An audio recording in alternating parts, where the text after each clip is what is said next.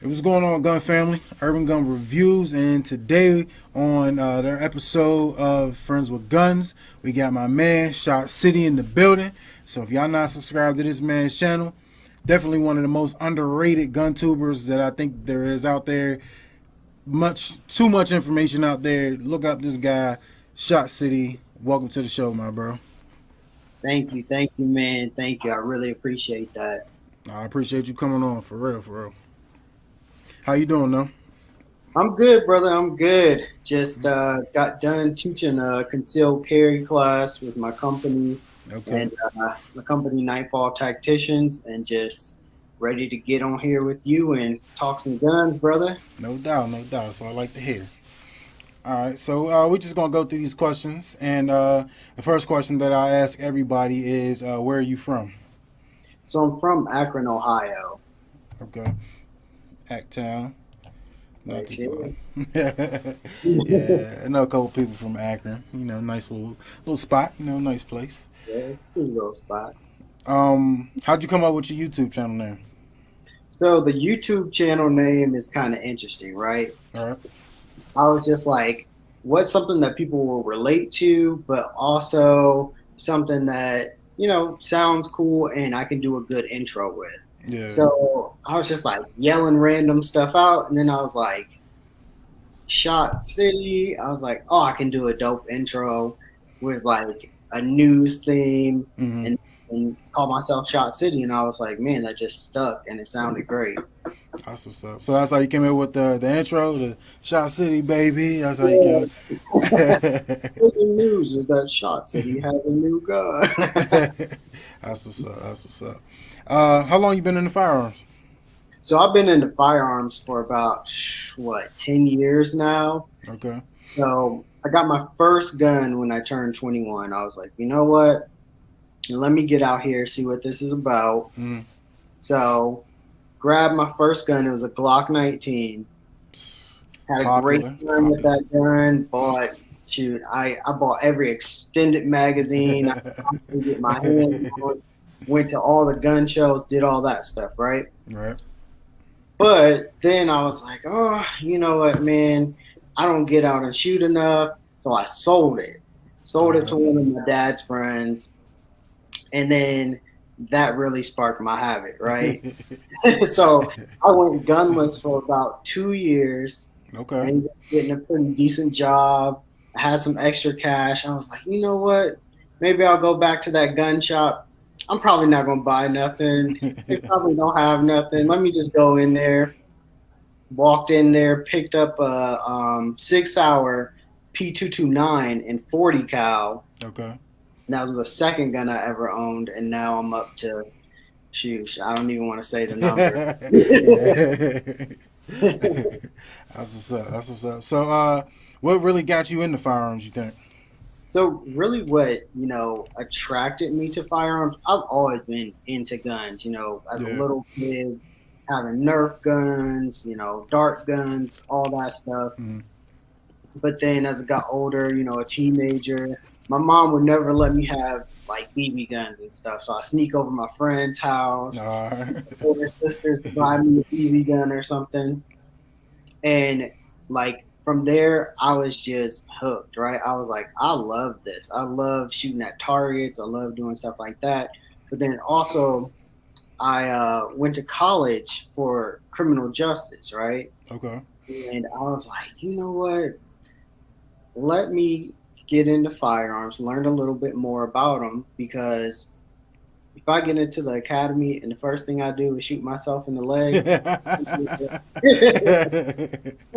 so I was like, let me educate myself a little bit, and that's where the real like adult interest sparked. Yeah. Okay. Okay. You got any firearms training? Firearms training, yeah, I'm a certified NRA pistol instructor. All right. That's dope. That's dope. I How? want to. I honestly, brother, I'm telling you, I want to go to as many training classes as possible. At one point, I was looking at the 6 Hour Academy, but it just didn't match up with my schedule Okay. for that particular time. But I'm looking at all of them right now. Anything I can get out and do. particularly rifle shooting. I want to learn more about rifle tactics and Hmm. all. Okay. So are you a firearms instructor? Yeah, I'm a firearms instructor with my company, Nightfall Tacticians. Okay. Shout out Nightfall Tacticians. How long you been doing that? So I've been doing that for about 8 months now, Okay. and That's what's up. it's been nice. You know, it's off to a slow start, but a steady start. So Hmm. proud of it. That's what's up. That's what's up. What made you want to be a content creator? A content creator. Well, you know, I had worked at gun shop. I was working at Gander Mountain a while back, right? Okay. And I was like, you know, listening to all these people come in, they had so many questions about just, you know, simple things like how do I load and unload a firearm? Hmm. And I was like, you know what? If I can put just any video out there to show people this is how you operate your gun, this is how you clean your gun. And then from there, it kind of sparked into I found an outdoor range where I could actually show people how to shoot the guns. Now, Okay. I won't lie. I got off to a rough start with my shooting experience, my shooting journey, right? Hmm. So my channel is more of my journey as a shooter and becoming better and better as a shooter, Uh, and just showing that you know you can shoot a ton of different firearms, but eventually you'll have to become more consistent and persistent with your training to become a better shooter. okay. Yeah, man. So I got a bone to pick with you now that we got our introductions out the way. Let's go. Let's hear Your it. video on the Springfield Hellcat, where you said that it had the fatal flaw. Hmm. You remember that one? I know that video well. Let's talk about that. Why do you feel that that trigger pull is a fatal flaw on that firearm? um. Well, for one, that video was put out really as a to draw people in. Now, Right. Yeah. and I say that like I still have my Hellcat. I Right. don't carry it or anything, but I still have it.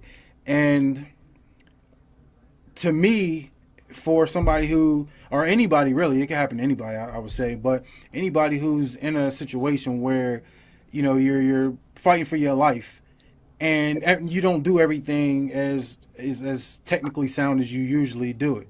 When you're practicing and stuff. So all I was saying is that the trigger can be un unfaithful, I should say. Not to say that I've ever had it happen, like ever shooting it. Like I've never done it myself, but I'm saying, and me trying to manipulate it that way, I could do it. Right. But accidentally, I'm saying it could happen. I That was my point. I agree with you to a certain extent, right? Okay. I do agree that with a like very new untrained shooter, you could end up pressing on the side of that trigger a Mm-hmm. little bit too hard, and it's not going to fire. Like that's a real thing. It will not fire. The trigger will not pull. Yeah. Now it's very likely questionable, Mm-hmm. but my judgment on the Hellcat was not the trigger. I thought it had a pretty decent trigger. It was kind of like Glock-esque, right? I was like, that's cool. Okay. My main judgment on the Hellcat was it was snappy. Oh yeah, I it's was like, definitely snappy. it was snappy for a gun in that class, right? Mm-hmm.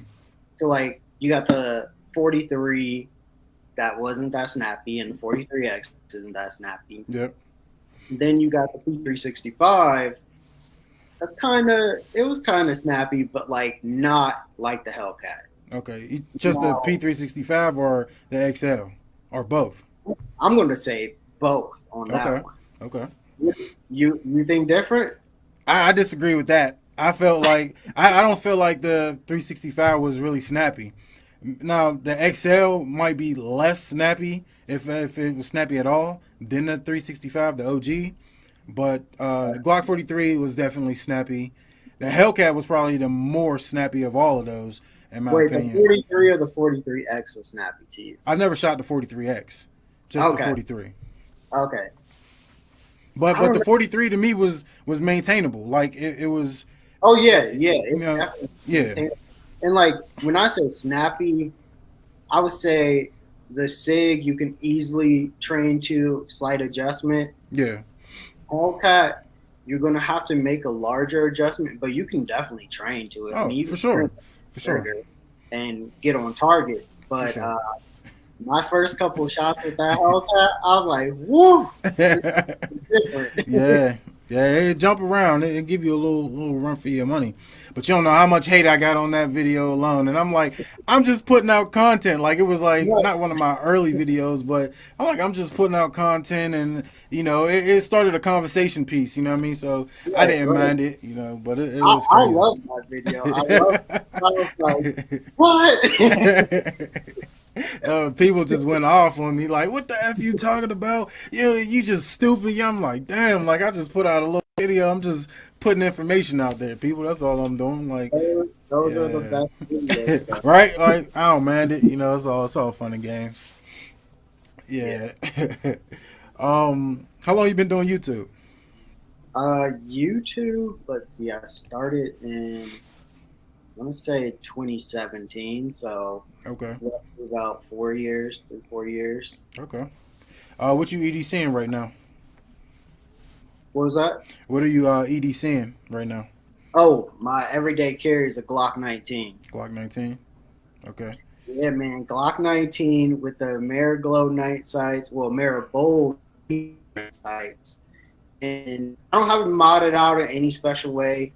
It's just stock, no different triggers or anything on it. But I Okay. carry it in a tier one concealment uh, Axis Elite Okay. Okay. What gen you got? Gen 5. Gen I'm 5. left-handed. I need that. Yeah. I need the dual controls, A and B controls. Okay. Okay. What's your EDC? I carried a CZ-P10C, Oh, that's a good and one. yeah, I carry that, and then on those days where I don't want to carry that, I want more deeper concealment, then I carried a, SIG P365 XL. Okay, gotcha. See, I'm kind of the same way. I'll carry my 19, but on a day where I just don't feel like carrying my 19, I'm gonna carry my P365. But I kind of modded mine out.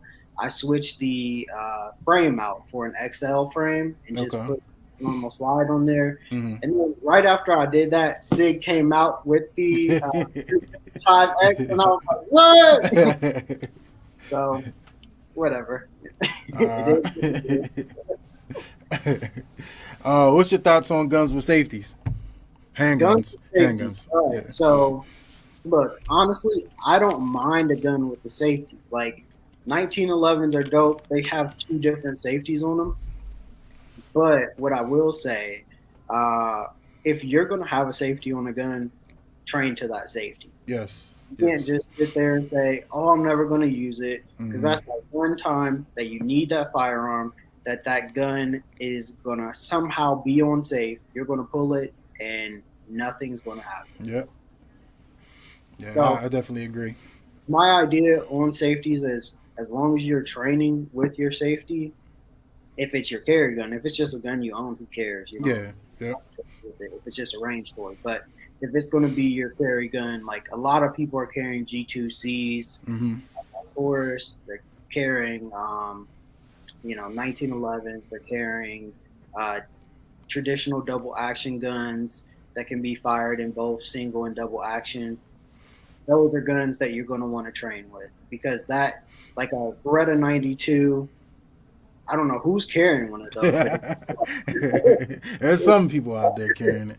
you need to practice that double action pull, switching over to that subsequent shot as a single action because Hmm. that is going to be a doozy if you don't practice. Yeah, definitely, definitely. Yeah, train, train, train. You know what I mean? Like that's the best thing. It's gonna help you out in the long run.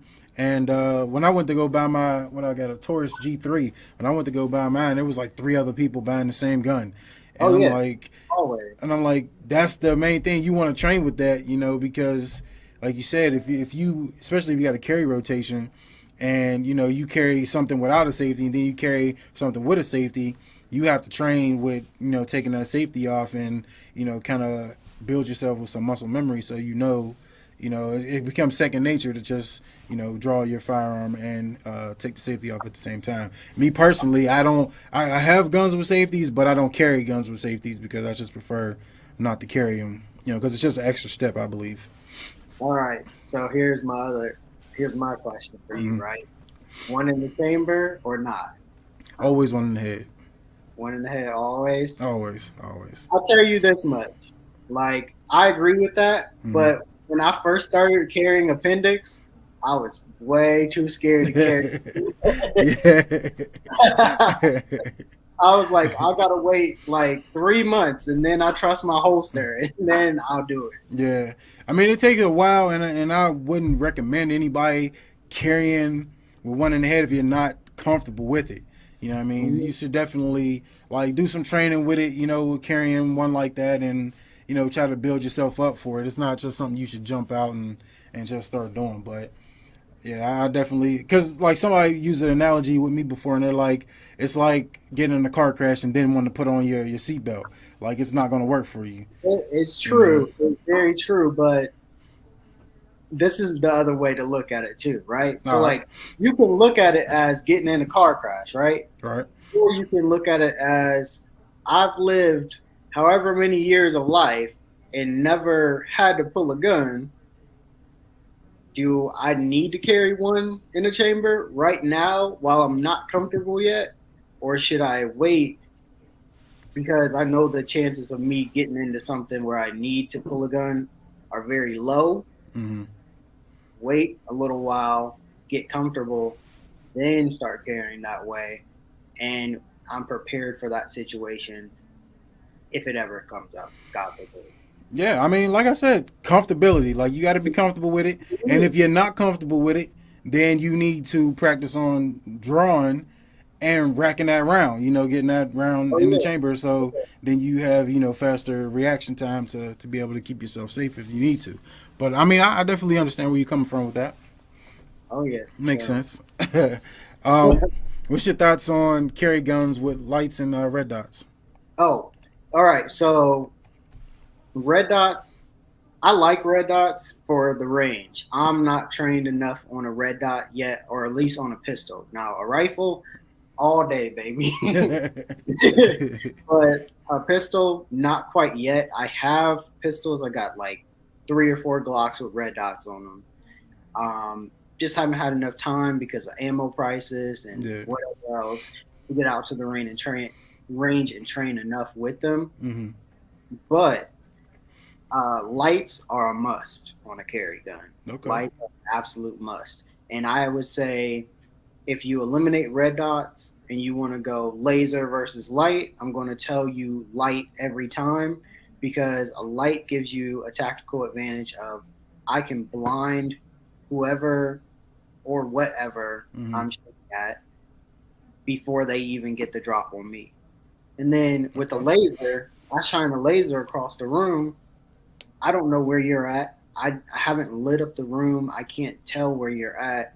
So now you can look in the opposite direction and say, that laser came from over here. I'm going to shoot in that direction, in that lethal weapon situation that we're all waiting for.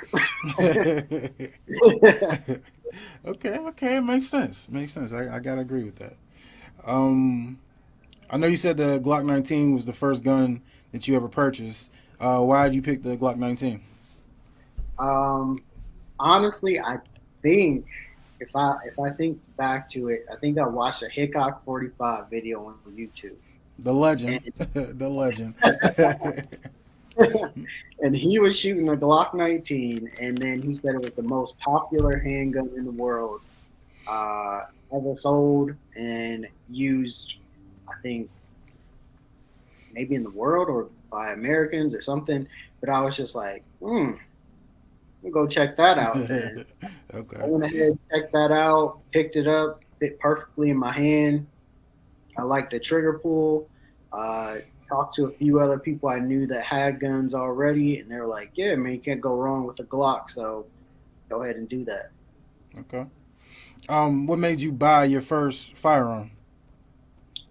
Honestly, I just like I said, I've been into firearms for a little bit. You know, I like BB guns, I liked dart guns, all that type of stuff, and I was Mm. like, you know what, I wanna try my hand at shooting, and also that law enforcement background with going to college and being afraid to shoot my leg off really gave me the extra push to say, you know what, go ahead and do it. Okay. So I walked in the gun shop with two of my buddies, and I was like, "Don't let me back out of this." All right. You ever bought a used firearm? Oh, heck yeah, man. Okay, so like in the firearms game, you do not need to buy brand new guns every single time. Mm-hmm. Now, you do need to watch where you get your used guns from, Yeah. but as far as buying used guns, most of the times used guns are going to be very gently used. Mm-hmm. Just make sure you do a quick little inspection on them before you purchase them. But I'm telling you, I've purchased, like my Glock 27, I purchased that used. I swear that thing only had maybe 5 or 10 rounds through it. It looked like a brand new gun. Yeah. What else did I buy used? I bought my first AR used. All right. My first AR was a M&P Smith and Wesson Sport. I think it was the Sport One because it was the one that came with the Troy quad rail, and this guy who had it, he like modded it out real nice. Put an Mm-hmm. ergo on it. Put a what did he put? He put like some type of foregrip on it that had a laser in it. Now, Okay. dang, this is dope. I immediately, picked that up, put an ACOG on it, and first I got to tell you my ACOG story, right? uh, So my ACOG story is, I got that ACOG for $250. ACOGs go for roughly 12, 15. I got it for 250 bucks. I was working at this store, it was closing down, and they didn't know what they had. They thought it was toy ACOG. They thought it was a toy ACOG because it was on a rubber gun, right? okay. Turns out this was a real ACOG. They sold it to me for 250 bucks. They were like, whatever, it's not real, it's not gonna work. If you want it, you can have that and the rubber gun. I was like, I'll take them both. rubber gun? I so I immediately threw that ACOG on there. I had been sitting on that ACOG for like, I want to say I was sitting on that for maybe 4 months, just looking through the scope Yeah. all the time. Like, man, I can't wait till I get a rifle. And then some guy brought one in used and was like, I think he said he wasn't going to sell it to the store. And then he met me in the parking lot later, and that was That's what's up. That's what's up. You ever bought a gun at a gun show? gun show. No, I haven't purchased a gun at a gun show. I've been to some interesting gun shows though. Like I went to a gun show in a church before, which was Oh so man. that gun show. They had old World War II weapons. One in particular that I remember, the guy had a 1911 that was like nickel plated, had all these different designs on it, and he said it belonged to like some World War II general. And I was like, oh, I don't know if you're lying or not. Trying to sell it. Then you get to the back of the church, and this guy is selling ammunition in a little baggie, and the tips of the ammo, like the actual bullet, Mm. they're green on the very tip, and then on the like rear part of the bullet, it's yellow. And I was like, that was interesting. Like, what is that? What's Mm. going on with that bullet? He's like, oh man, you buy one of these? I made them myself. He's like, it's got a steel core and then as it penetrates, it explodes. I'm like, what? I was like, no, thank you, sir. I don't need any of Right, you keep that. that. Well, if you can find me some factory loads of that, I'll take it. Yeah. Yeah. um, So, what got you into guns? um, I would say I always had an interest, for guns, but like my grandfather was in the military and he like carried a gun everywhere he went. If he was going to the bathroom to take a crap, he had a gun with him. So, like he took me shooting a few times and that like built my interest. But like growing up as a kid, I never really like went out to shoot a lot, But as I got older and living in like the hood I was living in, I was like, I need a gun. So I didn't want to get one illegally, so I just one day after work I was like, let me go get a gun, and I just went to the gun shop and bought the biggest gun that I thought was cool, and no, that's really what like got me in, and then from there it was just like buying guns periodically, and then I was like, I was at one point I realized I was just buying guns. I didn't know anything about them. Like I didn't know how to take them apart. I didn't know how to clean them. I just had guns, and Right. my father-in-law before I had got married, my father-in-law would like show me how to clean my guns and everything, and then that's just like I was like I like doing this, and then I was like I already had like a tech channel because I do like tech reviews too. So I was already content creating, and I was like, well, I might as well do it, make a gun channel or something. So then I started looking at guns, and actually my father-in-law put me on to Hickok, and I started watching him, and then I started watching some other YouTubers, and I was like, I'm gonna do this, So Hickok is my man's. You know how many guns Hickok sold me? right? Like before I buy a gun, I check out his channel to see if he, did a little review on it or something. And Dude, then and that's 30 minutes to an hour out of your day every day. But I'm like, I'm tuned in. I don't care. I'm gonna watch it. I'm telling you, man, I can't even turn on his channel because I know if I watch him shoot it, I'm be like, why don't I got a Smith and Wesson from 1984? Right? Like I need one of those. Like why don't I get that? Yeah. You work in a gun shop. Something that I just started doing when I went to gun shops was asking could I dry fire like something that I was looking at. Do you allow potential customers to dry fire a weapon they look at? So, without getting too specific, like I'll refer back to the past gun shop I worked at, right? All right. At at the past gun shop I worked at, yeah, it's always encouraged to dry fire firearms. Mm-hmm. The only firearms that you'll get stopped real quick if you try to dry fire will be rimfire firearms because you're not really supposed to dry fire rimfire firearms because the firing pins are a little bit more fragile. Yeah. All right. Uh, Besides that, the only reason they would stop you from dry firing is if you've got some super expensive custom built 1911 or something, and they don't want you dropping the hammer Mm-hmm. on a chamber. Yeah. Like I started asking because I was like, I'm not just going, ask to see this gun and then just start dry firing it all over the place. So, I ask them usually, and they be like, oh, you could do it one time or something. I'm like, really, you ain't gonna get too much like information from one dry fire, but I mean, when I first was looking into getting a FN 509 tactical, I had dry fired it in the store, and I was like, I didn't like the trigger because the trigger was like super gritty. And then when I actually bought mine, because I didn't buy that one, I went and bought a different one, and the trigger was like totally different. It felt like, but um, that was my dry fire in the store story. Okay, But yeah, that's what that's interesting thing because like some people go overboard in the gun shop for real. yeah, Like they'll dry fire, you'll be like, oh, this guy's probably gonna dry fire twice, mm-hmm. right?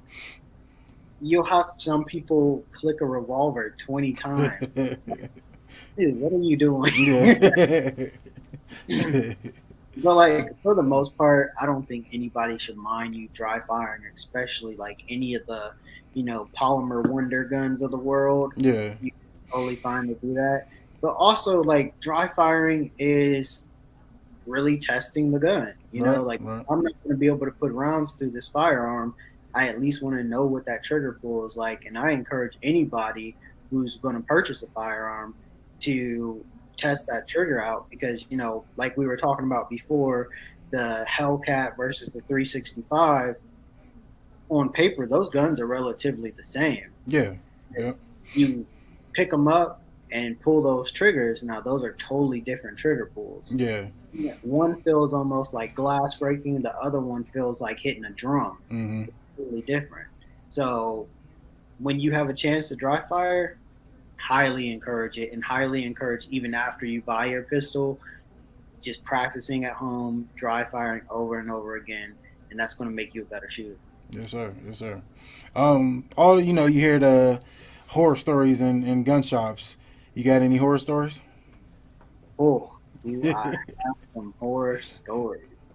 So, you know, you have your people that come in that are just, new to firearms, so new to firearms, and just not educated at all on, firearm safety or anything like that. So you'll have people come in joking around, Mm-hmm. pointing at their friend or something, and you're like, "Well, no, ain't gonna do that." Other things that you'll notice sometimes, especially at another gun shop I worked at, people would always come in and ask, can these bullets kill people? Can these bullets kill people?" And you're like, "What? You care to repeat that again?" It's because they're hearing people say this is range ammo, Yeah. Yeah. this is defensive ammo. These are hollow points. These are range ammo. These are practice rounds. So they're thinking practice rounds. Oh, they can't hurt anybody. Yeah. No, no. So I mean, if that's not scary enough, I don't know what it is. Yeah, that's Um, crazy. Probably one of the scariest stories I've heard um, in a gun shop. I wasn't working there at the time, but I did hear from a manager at a gun shop I worked at. He was selling like an awkward revolver with some like strange caliber type, right? Okay. I don't remember what he said it was, but he said this guy came in, he looked at it like for like maybe an hour the day before, right? So he comes back the next day. So, he comes up to him like any good salesman would. "Hey, you're back to get your gun." And the guy's like, "Yeah, let me see it one more time." So he takes the gun, turns around, turns his back on the salesman, right? The manager, Mm-hmm. takes a bullet out of his mouth, loads it into the revolver, turns around and says, "I'm leaving now. Don't try to stop me." What? Yeah. People look So like crazy. that's one of those things. So like on my Nightfall Tacticians Facebook page, Mm-hmm. I post little things like if you're buying a firearm, like what's proper gun shop etiquette and stuff Yeah. like. One of the things I always say is don't turn your back to the salesman while you're holding the gun. Okay. It can be a uncomfortable situation for sure. Yeah. Yeah. Especially after something like that. That's crazy. I think I might have seen a video. It wasn't like that, but it was like somebody came in to like try out a gun, and they already had like magazines on them, and then they just loaded up the magazine and like went to go shooting around or something inside of a store. Oh Yeah.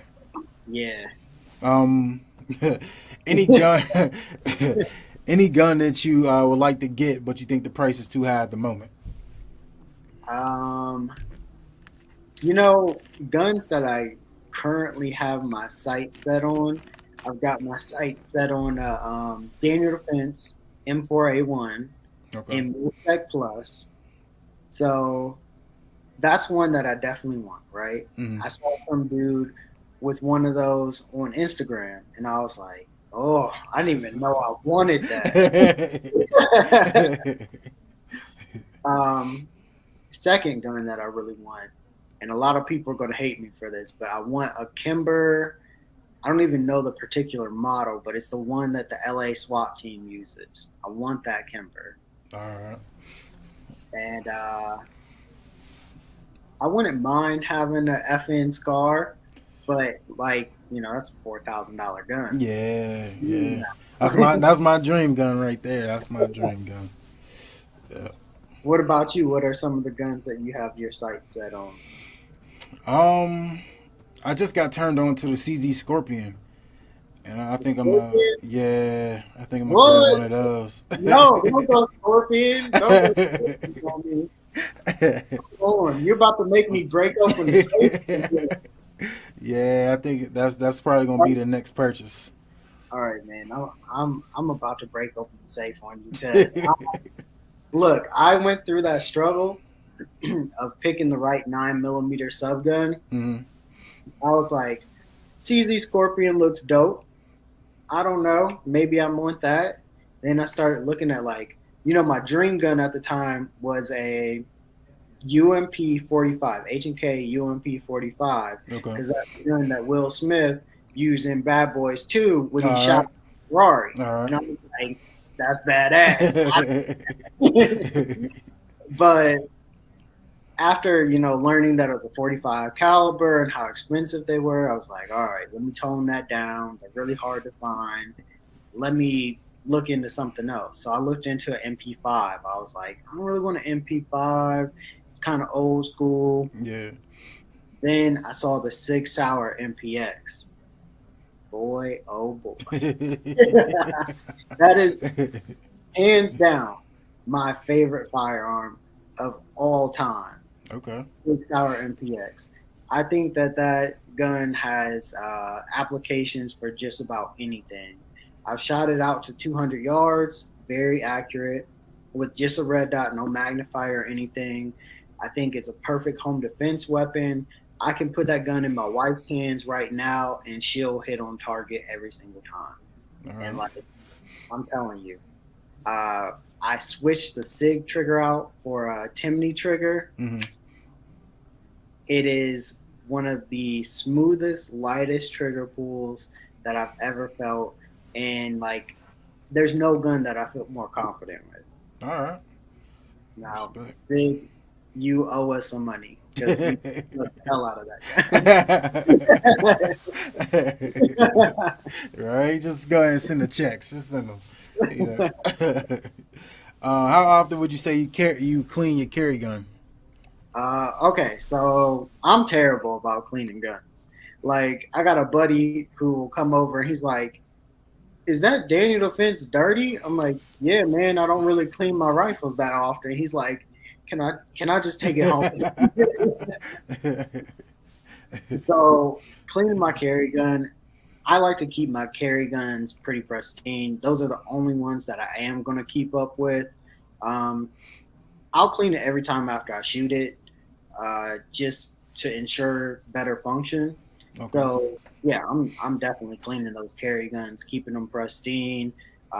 Every week, I'm taking it out the holster, putting a fresh coat of oil on it, just to make sure, from my sweat and stuff, it's not going to rust. Yeah. Okay. But Um. with that being said, don't baby your carry guns. The carry guns are just cool. True. If you're concerned about getting it scratched, you might as well just take it out the holster, throw it on the ground, and kick it around on the concrete a little bit to get over that because it is definitely going to get scratched. Yeah. Just get over it. Just get over it. I forget what gun I had. I had something I was carrying. It might have been my Glock 43 back, a few years ago, and I treated that thing like it was a infant baby. Like I never wanted to do anything with it. And then one day, I think getting out of my truck, it was in the holster, and it like just banged up against my door, and then it dropped out the holster like in the street, like right outside of my house, and just hit the concrete. It was like I was almost about to have a funeral. Like it was the worst You thing were, that ever happened. But since no, then, I didn't even care after that. I was like, it's just gonna happen. Stuff's gonna happen. So yeah. I didn't even care after that. The only gun that I ever really was just like, I was down for a while about was when I scratched my 1911. Okay. Oh, man, almost lost it. I was like, I need to take it to a gunsmith. I moved out. And then I was like, wait, chill out. It's just a tool. Yeah. Go crazy. Yeah. What's the best gun you feel like you've ever shot? Oh, best gun I've ever shot. Hmm, that's a tough one. Uh, right now, because I'm just getting into suppressors, it's probably going to be the Daniel Defense Mark 18 Okay. suppressed. That's very fun. It's I'm going to say that's the best gun I've shot thus far. Another gun that I really enjoy shooting, I'm going to go right back to it, is my MPX. Okay. What about you? What's the most? Let's change it up a little bit. What's the most exotic gun you've ever shot? Exotic. I don't think I've really ventured out too exotic. You know, I'm plain Jane. What have I shot that was exotic? And it doesn't have to be exotic to the gun world, just exotic to you. Yeah. Okay.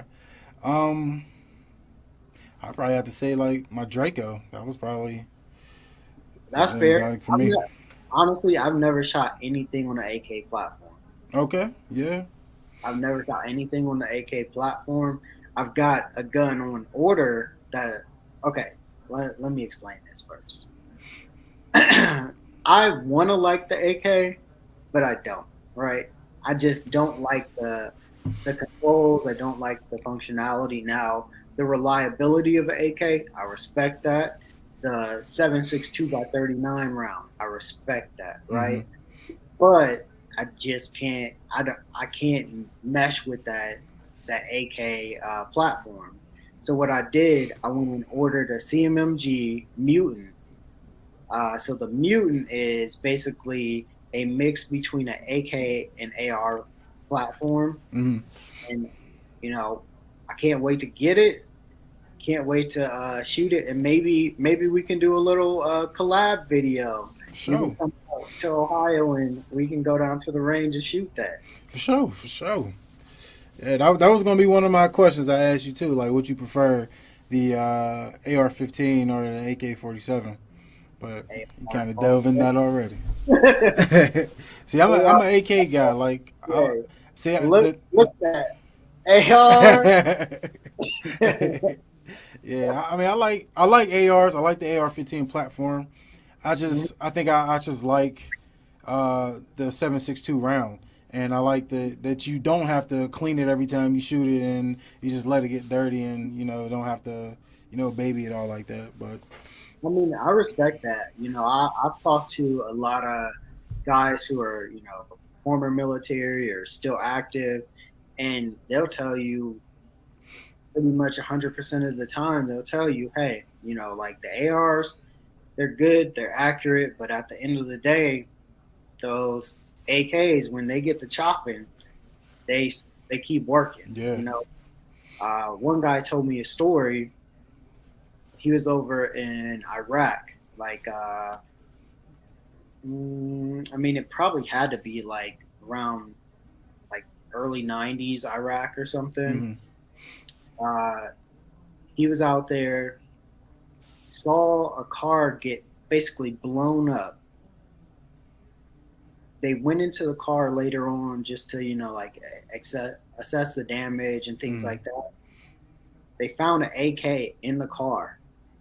One of the guys waited until it cooled off, picked it up, and shot it, and it was still shooting. That's what I'm talking about right there. I love the AK. Yeah. So like, I can't knock it, but it's just not for me. Yeah, yeah, I can feel it. What do you feel is the worst gun you ever shot? Worst gun I've ever shot, 110%. Um, the Derringer. It was a 38 Derringer. Okay. Somebody brought it into one of my classes. It's just kind of like they were scared to shoot it alone. So they're Mm-hmm. like, hey, well, if you're here with me, I feel comfortable. I was like, okay, bet. Let me shoot like 2 rounds through it. First of all, the hammer, just to cock the hammer, took a decent amount of strength. That was about 10 pounds, right? Then you go to pull the trigger, and I know what people will say. They'll be like, "Oh, well, you got to pull those triggers downward. You don't just pull them straight back." Mm. I pulled it downward. It still was about 20 pounds. So at this point, I'm so focused on pulling the trigger, I'm not Mm. even looking at the sights or anything else. Yeah. Like, I want to pull the trigger, keep a hold of this gun, and not have it come back and just like fly. Yeah. Not embarrass myself. Let me not embarrass myself, please. So I shot the first round. I was aiming probably center mass on a like A zone target. Mm. I hit the very bottom.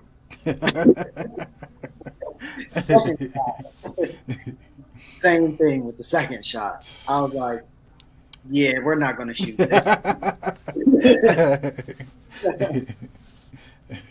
What about you? What's the worst gun you've ever fired?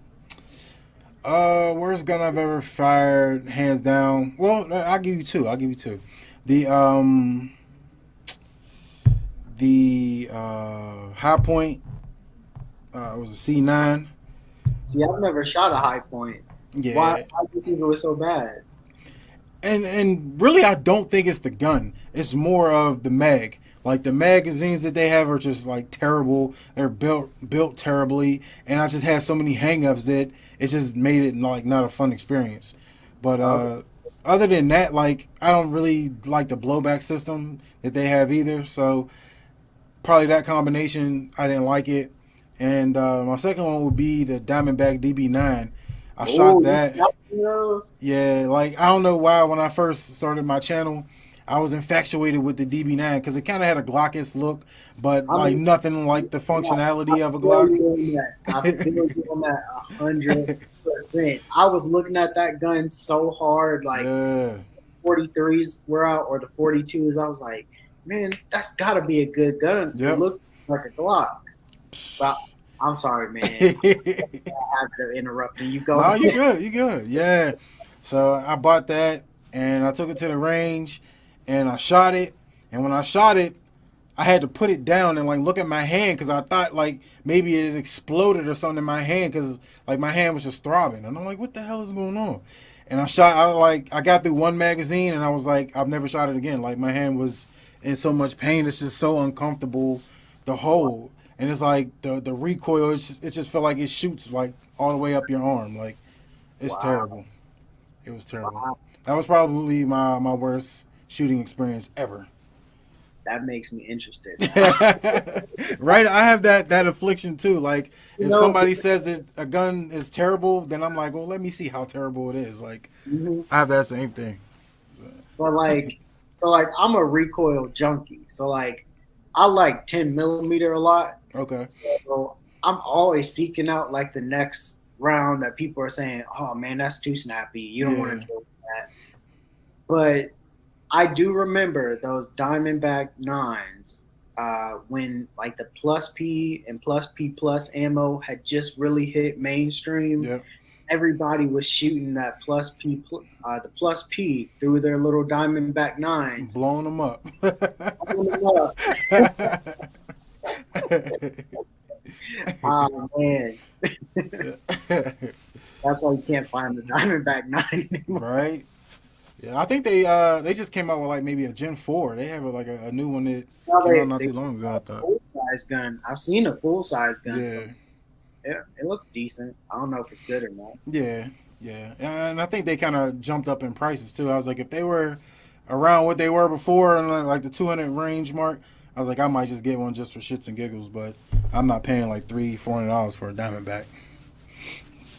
Okay. Okay. So, what's your thoughts on? Okay, like there's Glock, there's Sig, there's H&K, there's all the major gun companies. What are your thoughts on the companies that are like just emerging, and some of them are already pretty decently successful, like Palmetto State Armory. Who else? It's like Radian, all those guys who are just like coming out the woodwork, but they're coming out with great product. Like, I'm for it because I think anything that builds the community and things like that, like I'm all for it. And like I believe, in my opinion, Glock was like the standard for handguns. You know, so I'm like a lot of companies I felt like came out and kind of built around what Glock did, but just change this, tweak this, and a lot of people get mad about it. But I'm like, if they take what Glock's done and made it better, and to where it's like their thing, then I'm for it because it just makes for better guns, and not everybody likes Glocks just from the looks alone. That turns people off of Glocks. So if you have something that's Glock like reliable, which I mean, there's not too many out there as far as like reliability for the years as Glock's been doing it, but you got the Glock reliability, but then you have a better looking gun. That appeals to some people. So I'm all for anything that is better or bettering the community. right. I feel it. I feel it. Now, you talked about Glock being, the standard, which is true. Glock is, I mean, it's definitely a trendsetter Mm-hmm.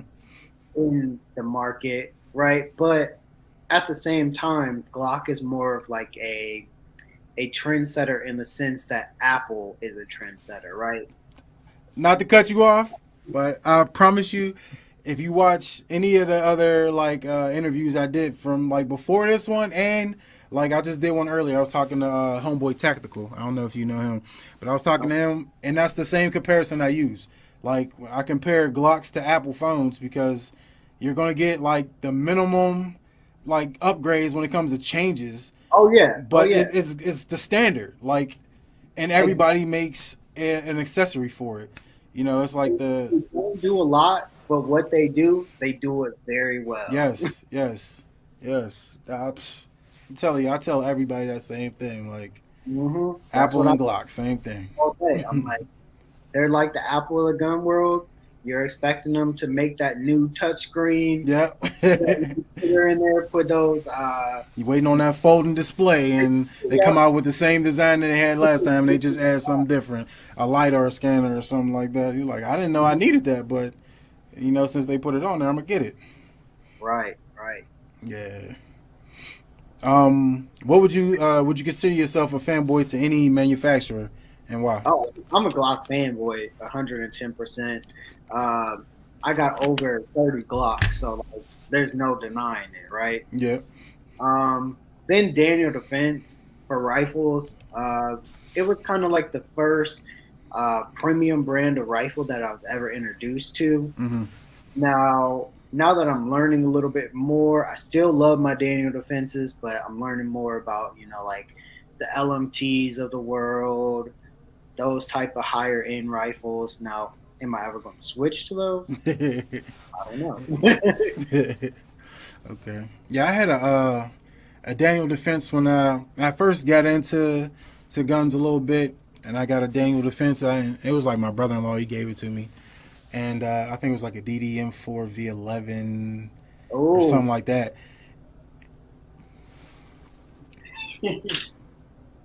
That's the same joint. That's it. Yeah, and like I didn't know what I had. I had a gym, and man, I got rid of that thing. I'm still regretting it to this day because nah, you can't fire, do it. fire. Can't do it. Yeah, Who'd you sell it to? We can track them down. that's probably gone. I sold it to a gun store. They was like, "Oh, you selling this?" Step into my office, like just come in. Yeah, yeah. Yeah.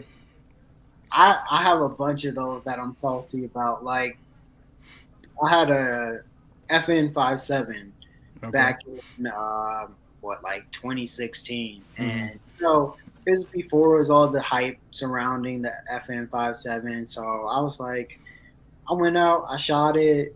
I liked it. It was cool, but I just was like, I can't picture myself continuing to pay $34 for ammo. So Yeah. I sold it. And I kicked myself so hard. I sold it for a cheap price, and I gave the guy 2 boxes of ammo. I probably sold the gun for what 2 boxes of ammo cost right now. Right, right. Yeah, you're kicking yourself for those ones. Oh yeah, those Um, are the ones you never forget. haunt you. I tell you.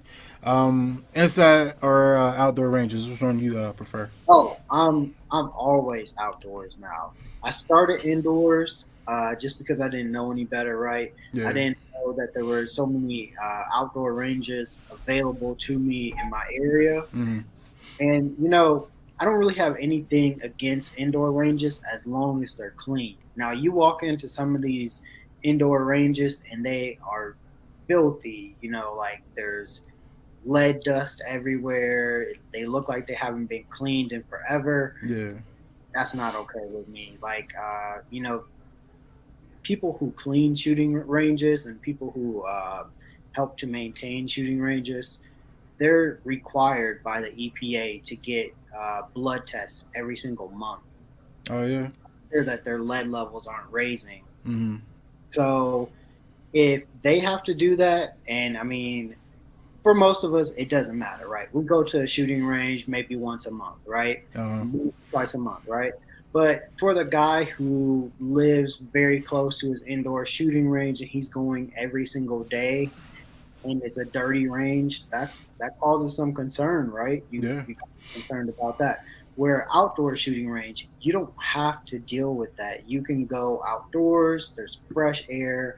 Not to mention the sound has room to travel. It's not bouncing off of walls and coming Mm-hmm. off you.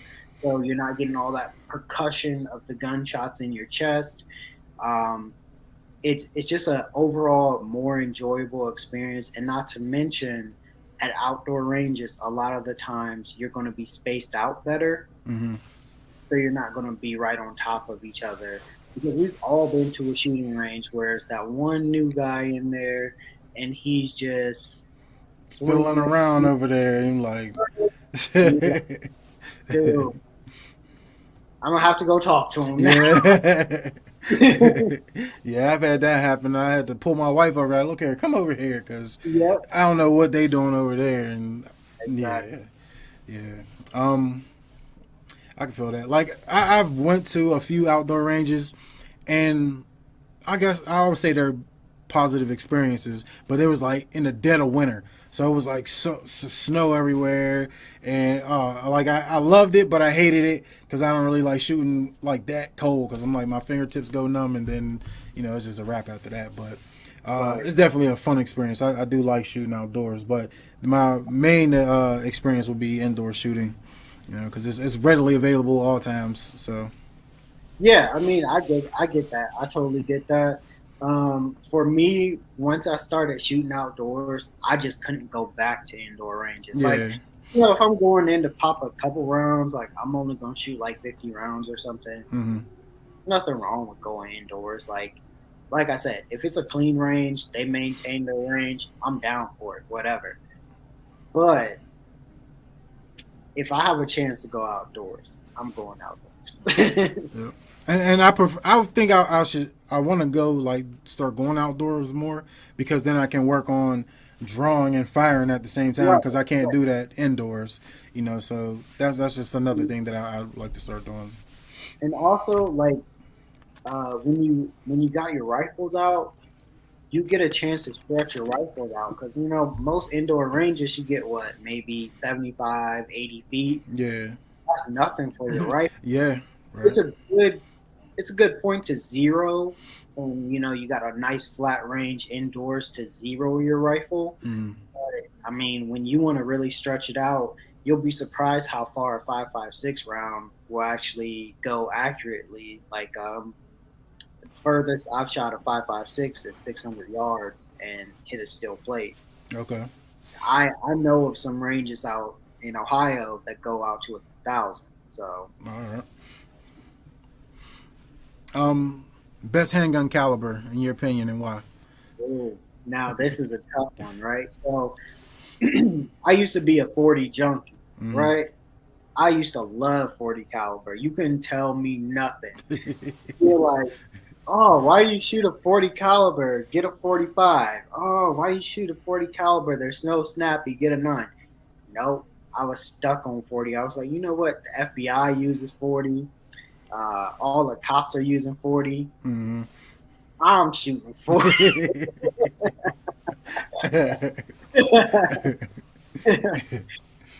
But I slowly switched away from 40 cal, mainly just because I started getting back to that Glock 19 that I really liked. So it wasn't for any particular reason that I switched away from 40. Mm-hmm. Other than I noticed that some of the police departments and stuff were switching away from it. So I started, kind of calculating stuff in my head. I'm like, if they're switching away, they're going to make less of it and the price is going to go up. So I might as well just get on board with the 9mm. I'm keeping my 40s. I still have 40s, but I switched to mainly shooting 9mm at this point. Okay. Best rifle caliber and why? Uh, right now, I'm really digging 308. Okay. I'm really digging 308 Winchester, and that's because I just got Springfield St. 308, Mm-hmm. and I'm just now getting into shooting that. But I feel like, if I'm ever going to shoot out to 1,000 yards, I'm most likely going to do it with a 308. All right. And also, Mm-hmm. because it allows me to kind of mix some of the benefits of like an AK Mm-hmm.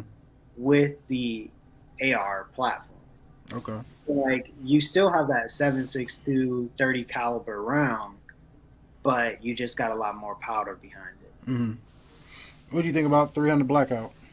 300 blackout, that's my new shit. So I just got a suppressor. I got the Daniel Defense DD Wave. I haven't even mentioned that on my channel yet. Okay, exclusive. But yeah, so I've got the Daniel Defense DD Wave. I'm building a 300 blackout to put that on. I have a 300 blackout that I built. I messed up on the handguard. My handguard's just a little too long to lock my suppressor down. Mm-hmm. So I got a new handguard on order. And once that's in, I am going to be shooting 300 blackout almost exclusively for at least about a year. Okay. I stocked up on 300 blackout steel case, 300 blackout subsonic. I'm ready for it, man. Okay. Now I have shot 300 blackout unsuppressed. My opinion of it, because I have a crazy muzzle brake on the gun right now. It's a muzzle brake that's designed to accept a suppressor. Mm-hmm. It was loud as hell. I shot it at indoor range. I'm telling you, like, the wall was like right here, right? Mm-hmm. I'm shooting in the bay right next to the wall, and the sound came back and the percussion came back so hard and hit me that, dude, I swear I had a concussion.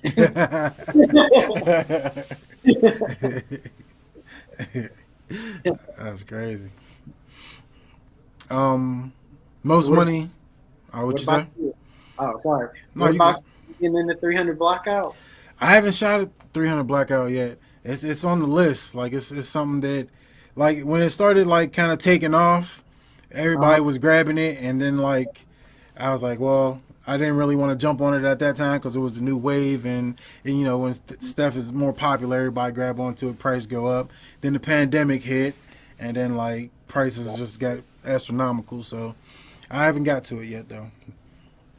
Right. So like, if I had to say my dream 300 blackout, it would be the Daniel Defense PDW, or the Q Honey Badger in 300 blackout. Okay. But mainly the Daniel Defense PDW. I've handled so many of them. I love that platform, but again, it's a price issue, right? Mm-hmm. I'm not going to pay that price when I know how to build it myself. So I'm just going to build it. I might not get the same quality. I might get better quality. I don't Yeah, know. yeah. Yeah. Most money you ever paid for a gun, and what gun was it? Um. So most money gun only, or most money gun with accessories? Gun only. It's gonna be my Daniel Defense Mark 18 SBR. Okay. So I think I've paid. Realistically, I should have paid. I'm gonna tell you what I should have paid. Realistically, I should have paid somewhere around about $2,500 for that gun. Okay. Now, with all the add-ons, I'm up to somewhere around 4 grand on it, Not bad. Not too shabby. which uh, I'm in love with that gun, but it hurts me every time I look.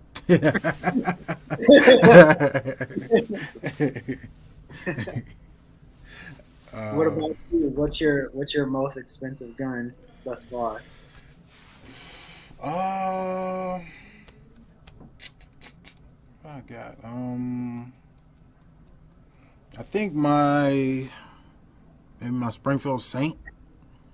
Yeah, That might be it. yes, yeah. I'm down for the Saints. Yeah. Saint gang, boy. Hold on, let me. Saint, Yep. that Saint Edge pistol. Yep. I Yep. love it, man. What Saint do you have? The Victor or just the normal one? Yeah, I got the Victor with the was the 7.5 inch barrel. I believe it Nice. is. Yeah. I don't know if Springfield. I don't think they discontinued them, but I haven't seen that many of them. So that's Oh yeah. becoming a rare rifle and well pistol. I'll say that. But yeah, man, those are dope. They shoot super smooth. I love that gun. Yeah. Nice as hell.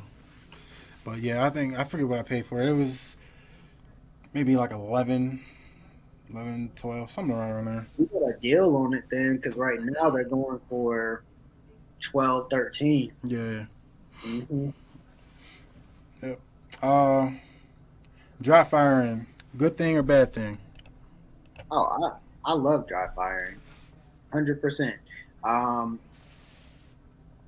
Now there are some guns that I won't dry fire quite as much, like a 1911. Mm-hmm. I'll try to keep that to a minimum. I don't think it'll hurt it, but just keep it to a minimum. But as far as like my Glocks, any of my polymer guns, I'm going to dry fire the hell out of them because that's just going to make me a better shooter. Yeah. Thoughts on having a carry rotation? Mm, as long as it's not too big of a carry rotation, like if you can keep it to a 3 gun maximum, Mm-hmm. I think you're good. If you're above 3 guns, you need to reevaluate and really assess how important your personal protection is to you. Because why are you carrying so many different guns? I feel like if you're over 3 guns, it's becoming a fashion statement more than it is a tool for protection. Sorry. Okay. I like that answer. I like that. Makes sense. It makes sense. Thoughts on appendix carry? Appendix carry. I love appendix carry, right?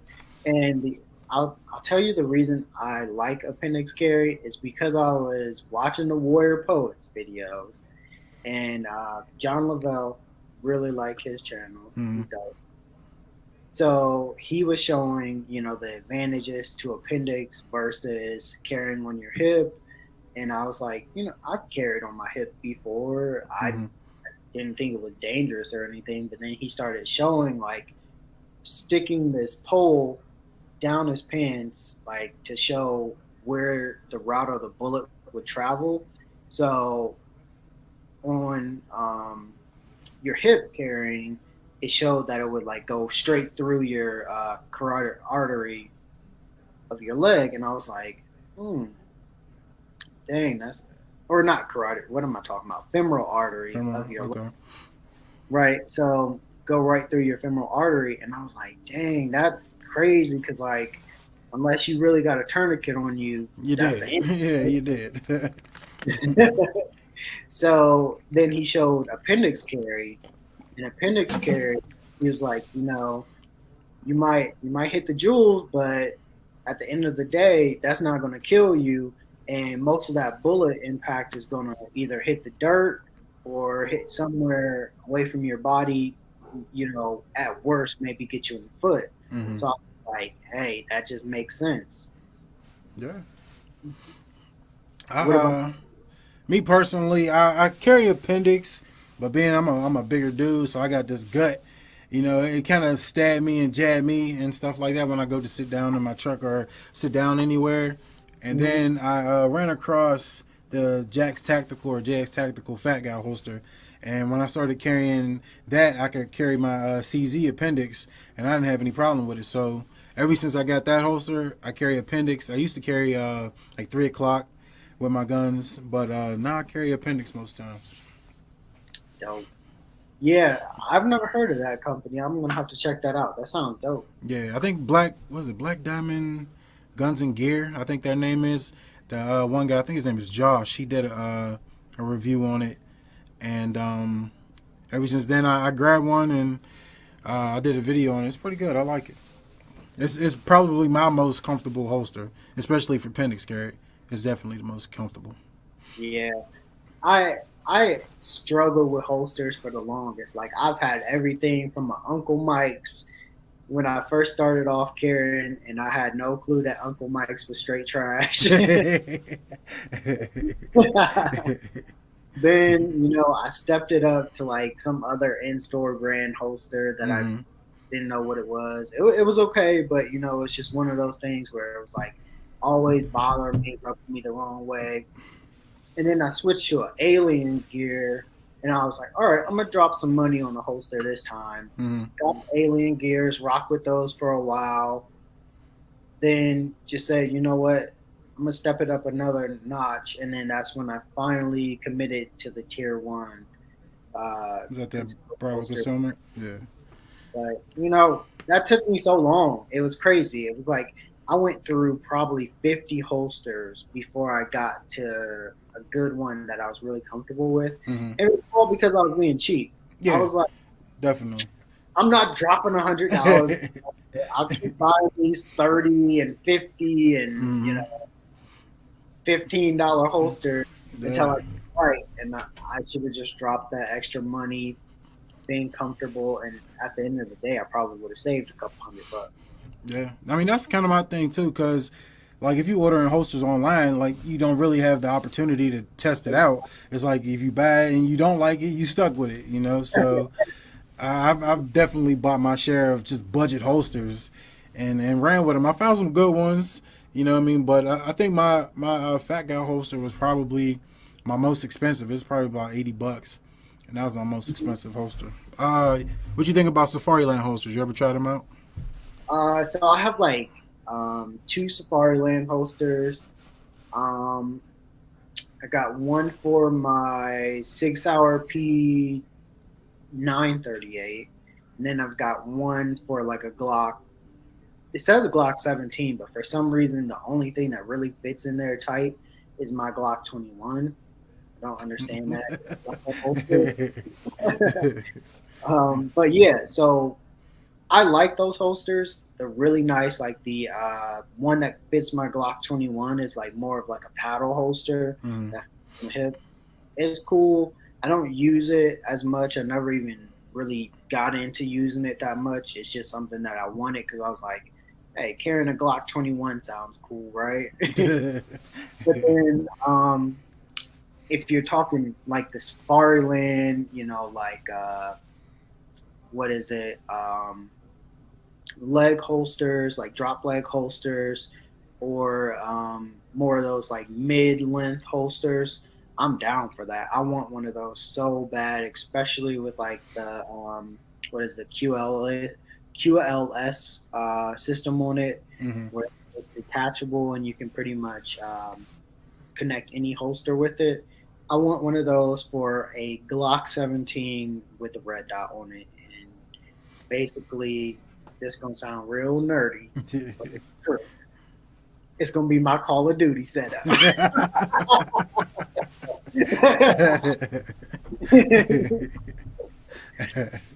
That's what's up. You prefer steel or paper targets? Depends on what I'm doing. If I'm just plinking, then still all the way. If I'm not that focused on accuracy and I'm more focused on hitting targets and general directions, I'm definitely gonna go with steel. Now, if I'm going for accuracy, making sure that like optic is zeroed, making sure that um, like if it's a newer gun to me, that I'm able to hit bullseyes on paper. I'm definitely gonna go paper on that. Okay. What about you? Um, I'm like most people. I just like the sound of, hitting steel, but I like paper just for like sighting in and just accurate shooting, knowing what I'm, hitting precisely. But I like the sound of a steel target.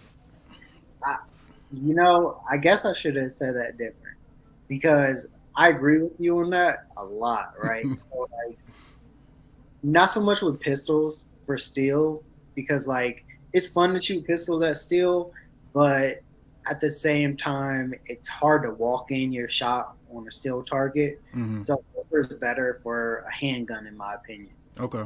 When you're shooting rifles, steel is so much fun because not only do you get to hear the bullet travel, you get to hear that steel ring when you get that confirmed hit. So it's awesome. It's just an awesome feeling the first time you're out on a outdoor range shooting steel. You can actually hear your bullet whistle, and then the steel rings. You ever had a negligent discharge? No, thank God. Now I have had a ricochet come back and hit me before. I think I seen that video. You had it on video, didn't? Oh yeah, Yep, oh I yeah. seen it. Yep. Now, that was an interesting experience, and that was that was mostly my fault, right? I was shooting the targets a little too closely. I thought I was at a safe enough distance. I was probably at, I don't know, 15, 20 feet.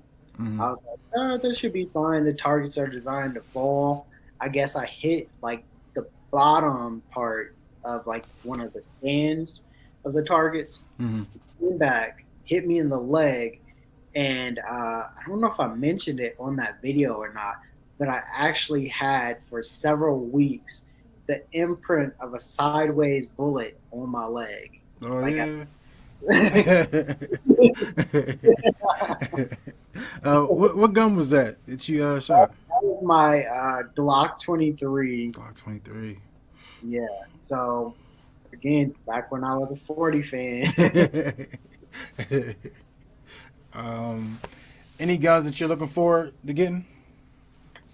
um, right now, honestly, like I'm looking to get, kind of like what I would call my John Wick setup, right? So like I have pretty much everything I want at this point. Hmm. There are a few guns like, a Scar and that Kimber that I would want that the LAPD SWAT uses and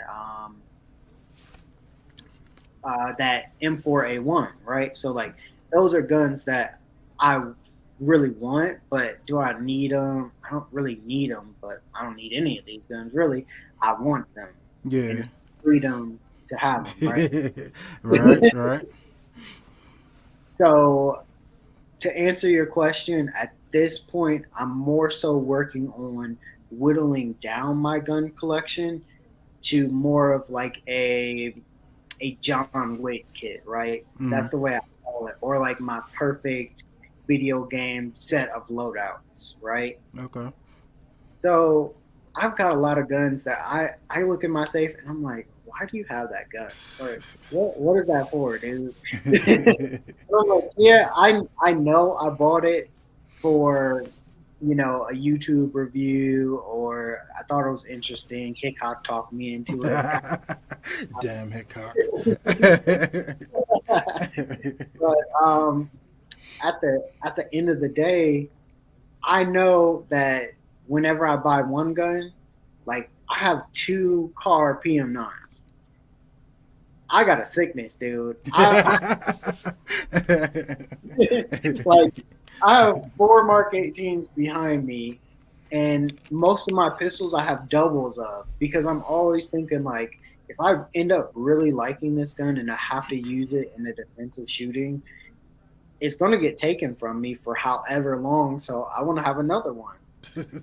But it's kind of my crazy logic, right? I ain't gonna knock you. I'm slowly getting to the realization that that is like that's movie stuff. Like me wanting to dual wield Berettas and stuff like that because I saw it in movies as a kid. Which is nothing wrong with it. If you Not got at the money all. to do it, do it. But at this point, I'm just like, it takes a lot to maintain um, a big gun collection. So I'd rather not deal with that anymore. I'd rather just whittle it down a little bit. Yeah, I feel you. What's your thoughts on open carry? Open carry, as long as you're not a jackass about it, is cool, right? Mm-hmm. So like, there are some people who go above and beyond to make sure they're noticed with their firearm. Like, you know, if you're out in public, like going to CVS or wherever you're going, right? You're not going anywhere special. You got on a drop leg holster, like you're going above and beyond. Mm-hmm. Notice you have a firearm.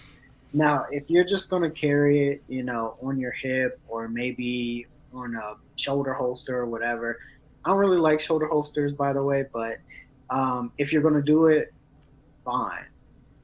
Whatever, that's perfectly cool.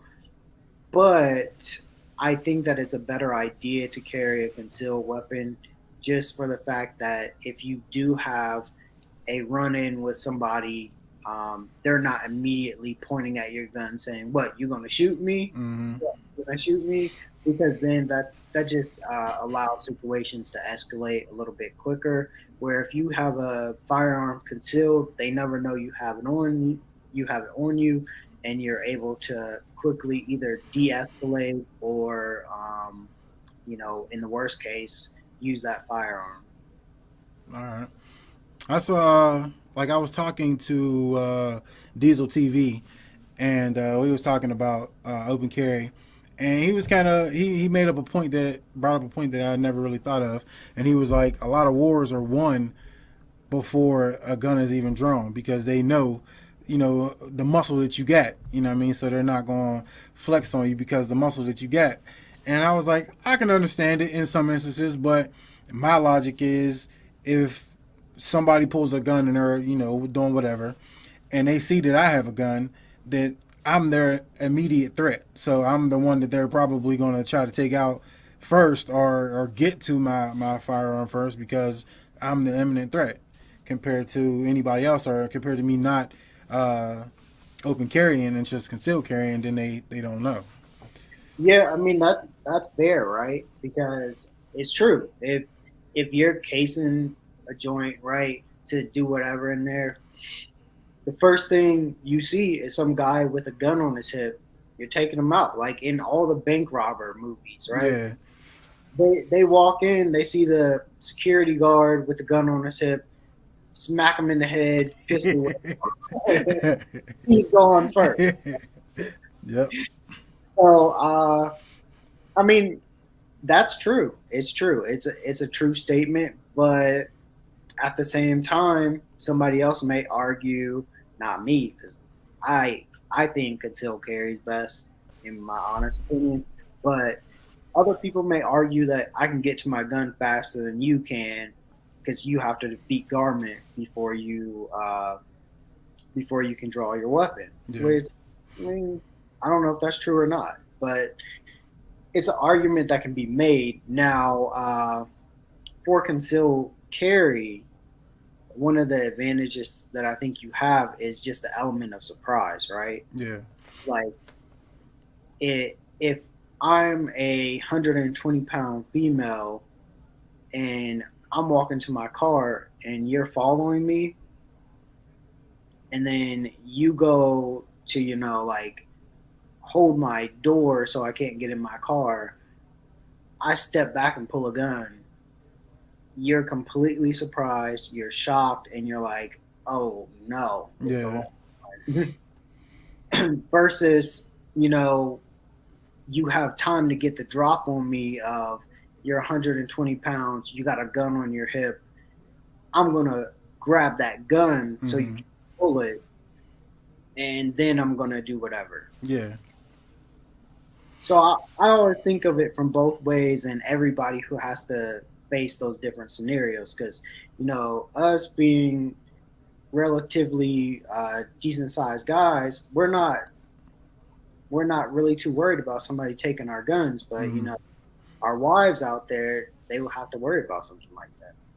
Definitely. Should your vehicle be used as a holster? Hell no.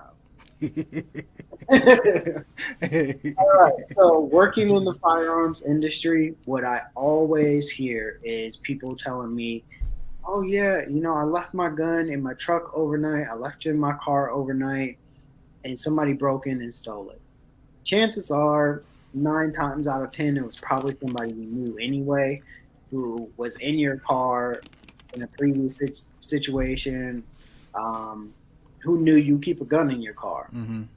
So I think really no. Like, if you're required to leave the gun in the car, say you're going into like a courthouse or something like that, and you have to leave the gun in the car, I encourage you to buy one of those $20 lock boxes Mm-hmm. that have the cable that you wrap around your seat, because at the end of the day, these people who break into cars, they're petty thieves, right? They're lazy in the first place. That's why they're breaking into cars. Mm-hmm. So if if they break your window, go under your seat, pull on that cable a couple times, realize they can't take it, they're going to give up. Yeah, just smash and grab. Just get whatever they can get. Yeah. So I mean, they might take your spare change that you got that you probably would have gave them anyway, Yeah. but but at the end of the day, you still have your firearm and you got car insurance to fix your window. So I would definitely say no, unless you're under some circumstance where, like, I can't bring it into work or I can't take it into a courthouse or something like that. Mhm. Now, what about riding with the gun in the car? Do you feel like you have to keep it in a holster, or you could tuck it in the seat, use a gun magnet? What's your thoughts on that? Um, so interesting question, right? So I feel like this, right? Um, your vehicle is like an extension of your home, right? Facts. So if you want to leave the gun out on your seat and you have a concealed carry license and that's what you choose to do it. I don't know if it's legal where everybody lives, but I Mm-hmm. don't. There's a problem with it in Ohio. Um, you could put it in the center console. You can, put it on a gun magnet, whatever you choose to do. But I always am cognizant or conscious of the fact that a vehicle is still prone to getting into accidents and things like that. So, like, if I crash my car and I get into a pretty bad accident and my gun was on my seat, chances are it's not going to go off right. But do I want to risk that? Yeah. Like, being injured in a car accident and shot at the same time? It just doesn't sound good. So I would recommend that people carry it in a holster, mainly because that's just the safest way. And also, if you have to exit your vehicle quickly, like you know, in certain areas, carjackings are very common. If somebody carjacks you and you got your gun on the seat, you just gave them an extra gun.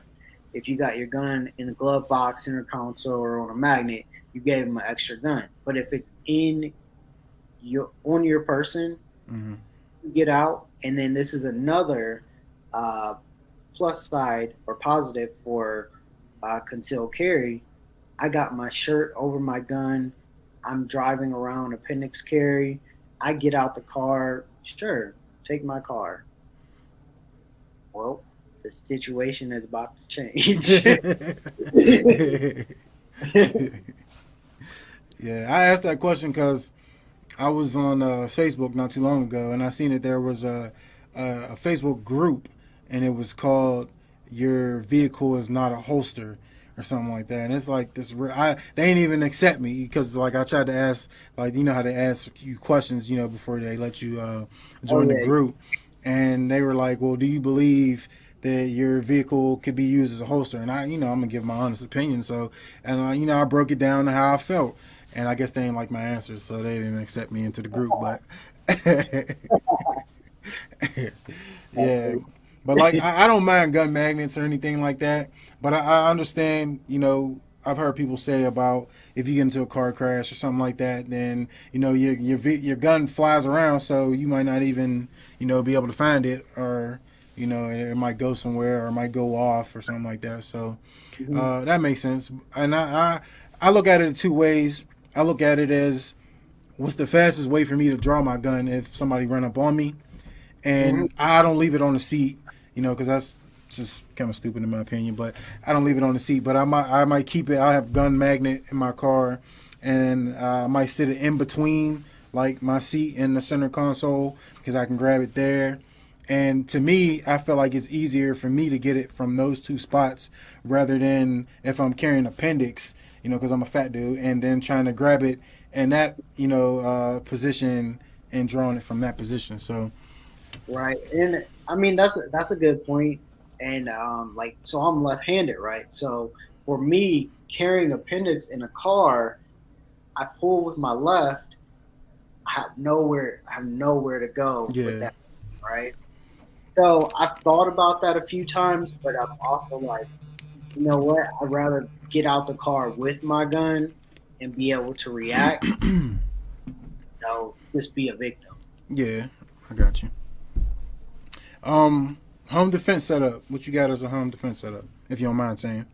Home defense setup. So honestly, whatever's closest to me. No doubt. Like my nightstand gun is a Glock 17 with a light on it, right? Hmm. It's got Glock 9 sights on it. It's got a O light on it. Now, don't get on me for carrying the O light. A lot of people have been talking mess about O light lately. Definitely, definitely. I got an Stop, old light myself, but stop. a lot of people they frown on them. I know. I'm like, look, I don't know what happened with the O lights exploding, but I've never experienced anything bad out of my O light. The only thing I had an issue with was my PL2 Valkyrie was like hissing one day, and I changed the batteries and it stopped. All right. Yeah, I haven't had any issues, I guess, but like when I first got it, I had put it on my FN 509 tactical, and I sat it on my futon in my gun room, hmm and I sat it there with the light on, and then all of a sudden there was smoke. So I'm like, oh, like there was like actually smoking on my couch, my futon, and I've heard people say that like, On though, what's up? the light was on. Yeah, the light was on. Okay, yeah, I mean that's pretty normal. You're gonna get that out of a Surefire, a Streamlight, or anything. The weapon lights they get hot very quickly, Yeah, so I wouldn't even call that just an OLight issue. I'll call that a weapon light thing. So uh, it's just one of those things you got to be careful with the weapon lights, because like 1,000 lumens, I mean, I think that only lasts for like 2 hours tops on most of them anyway. Hmm. They get hot as hell. Yeah. They do. Uh, Um, any firearm that you would 100% recommend to anybody? Glock 19. That's probably the most popular answer I get is probably Glock 19. Glock 19. Um, I feel like even if it's not within your price range at the moment, like say came in with your sight set on like a Taurus, right? Hmm. Well, you're already halfway there or more than halfway there to a Glock 19.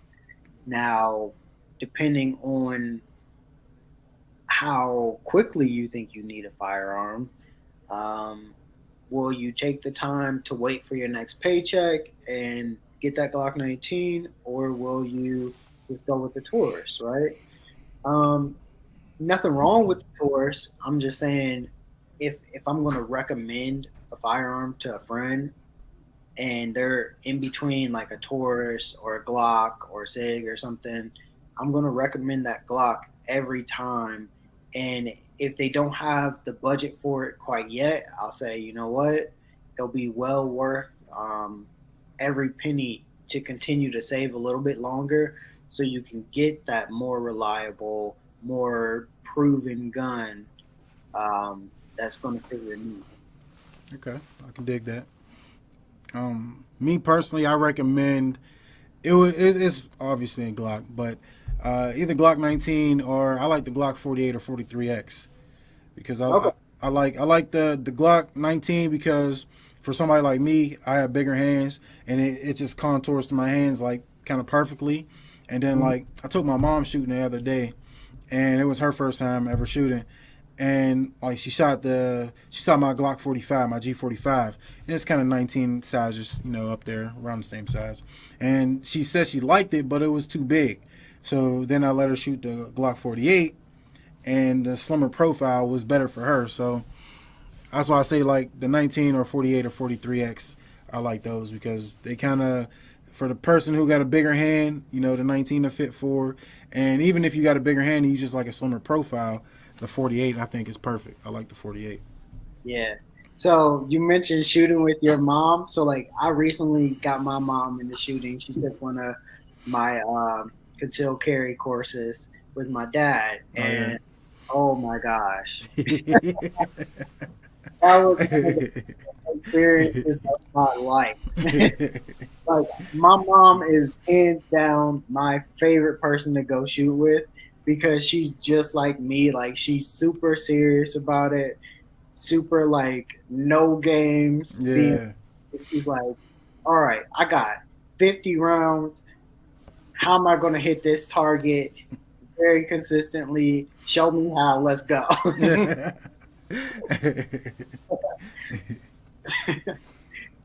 How's your mom as a shooter?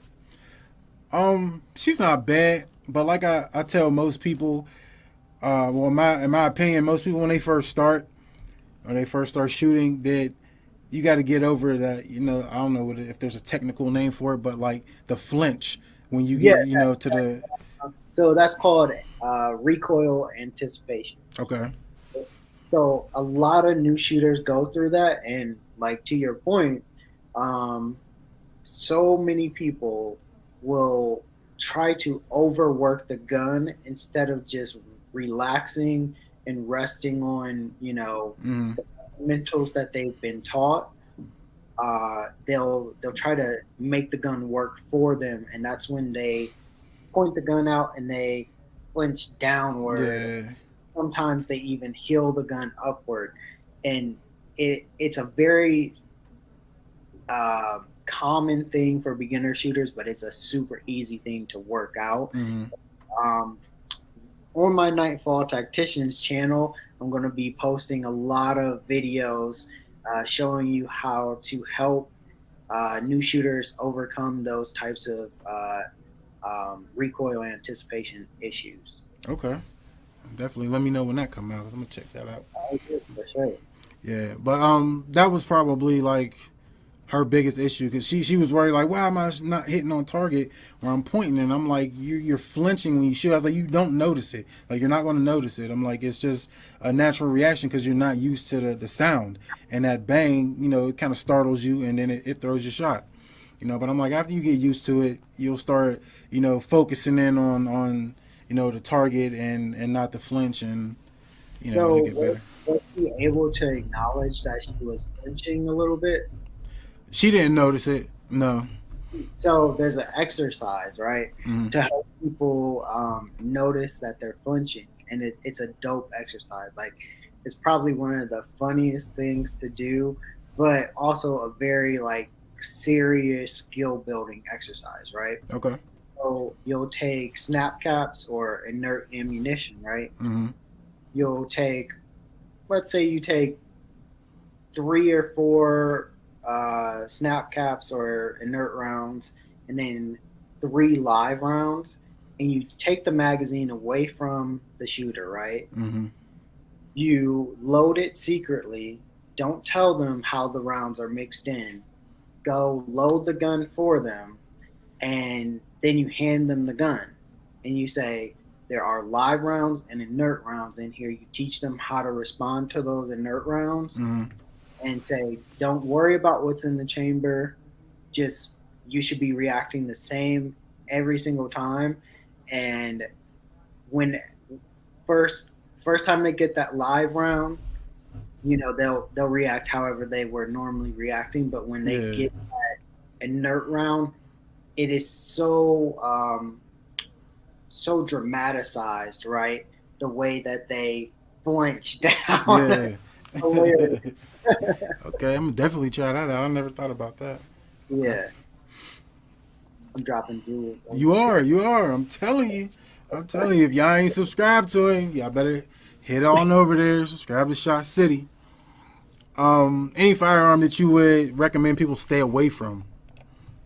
Um, the only one that I'm constantly telling people, like, if you're going to get a Derringer, you better be somebody who like cheats at poker or something.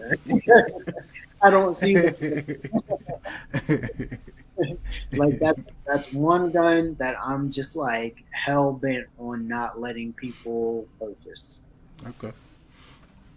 You got a favorite ammo brand? Um, favorite ammo brands. I don't know why I have a favorite ammo brand, but I do, and it's going to be Federal and Blazer CCI. Okay. Okay. And Um, that's like carry too, or just for yeah, target shooting? for carry, I carry Federal HSTs, Okay. so 137 grain HSTs. What's your carry round? I like the Hornady Critical Defense or Critical Duty. Okay, nice, nice. I've never shot those. I gave my brother a MPX for his wedding, and I gave him Hornady critical defenses in it, but he's never even shot that. Just giving away MPXs, I see, huh? you, you gotta make sure your bro is good. This is true. This is true. Favorite brand of holster? And then we kind of got into the holsters earlier, but what's your favorite brand? Right now, I'm gonna go with the tier one concealment, just because I'm not that like I bought a ton of holsters, but like I haven't been into like the more like custom holster brands Yeah. yet. So that's the only one that I know of that I really like. I have tried on like a T-Rex arms sidecar that some of my buddies carry, Mm-hmm. and those are pretty comfortable. But I'm just rocking with my tier one right now. That I know for sure that I really like that brand. Okay. Any brand of holsters that you would tell people not to get? Uncle Mike's. So like I had an Uncle Mike's holster. True story. I'm sitting there carrying this thing for like weeks. I'm like, this is dope. Like It's comfortable. It's padded. It's not that bad, but the clip on it is made of like really flimsy plastic. So it's Mm-hmm. inside the waistband holster. My buddies see me carrying it, and they're like, "Man, why are you carrying that holster?" Like, come on, man, get off me. It works, whatever. They're like, have you ever pulled your gun out in that holster? I was like, I mean, yeah, like when I take it off. And they're like, no, like try to pull it. And I was like, all right, hold on, let me see this. So like we're in his backyard, and I go to pull the gun, and the whole holster comes. And I was just like, oh, never again. Yep. But I mean, that's what the gun culture is about. It's about learning and learning from experienced shooters, learning from your buddies, learning from your old neighbor, whoever it is who's helping you out. Because at the end of the day, we're all in this together. Mm-hmm. We love shooting, we love recreational shooting, competition shooting, hunting, all those types of things, and it's just a fun thing that we can all come together and do. In in my personal life, I look at it as like having a bunch of buddies I go golf with, right? Mm-hmm. It's no different to me. Golf is an expensive hobby. Shooting is an expensive hobby, and I feel like I've gained so many friends, made so many different connections through shooting, and to a point where I feel comfortable branching out and working on my own company, Mm-hmm. as well as continuing Shot City as a YouTube channel, and now having opportunities to work with individuals like you, which is just amazing. I mean, like we're two brothers from different states, Mm-hmm. never met each other a day in our life. You hit me up on Instagram, I immediately like, dude, I suck that message on Instagram, just text me, and then we're on the phone within a couple minutes. Like Yeah.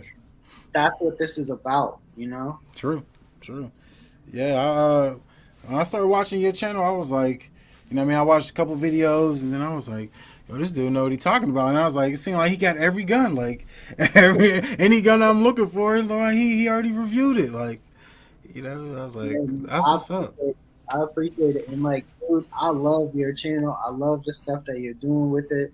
I love that you throw in little different cultural pieces into your channel to make it just that much more lively and really more entertaining. Yeah, Honestly, appreciate it. that's what I appreciate about your channel so much. Is it's not you just kicking out information. Mm-hmm. It's all you just having that perfect vibe that goes with it. Appreciate it for real. Couple more questions. I'll let you go. I know we've been on here for a while. Um, do you carry inside the waistband or outside the waistband, and why? So I carry appendix inside the waistband, but the reason that I carry inside is because, like if you're gonna carry outside the waistband, I consider that basically open carry. Mm-hmm. Some people will carry outside the waistband. They'll put like a open button up over their holster or whatever, and Yeah. that's cool.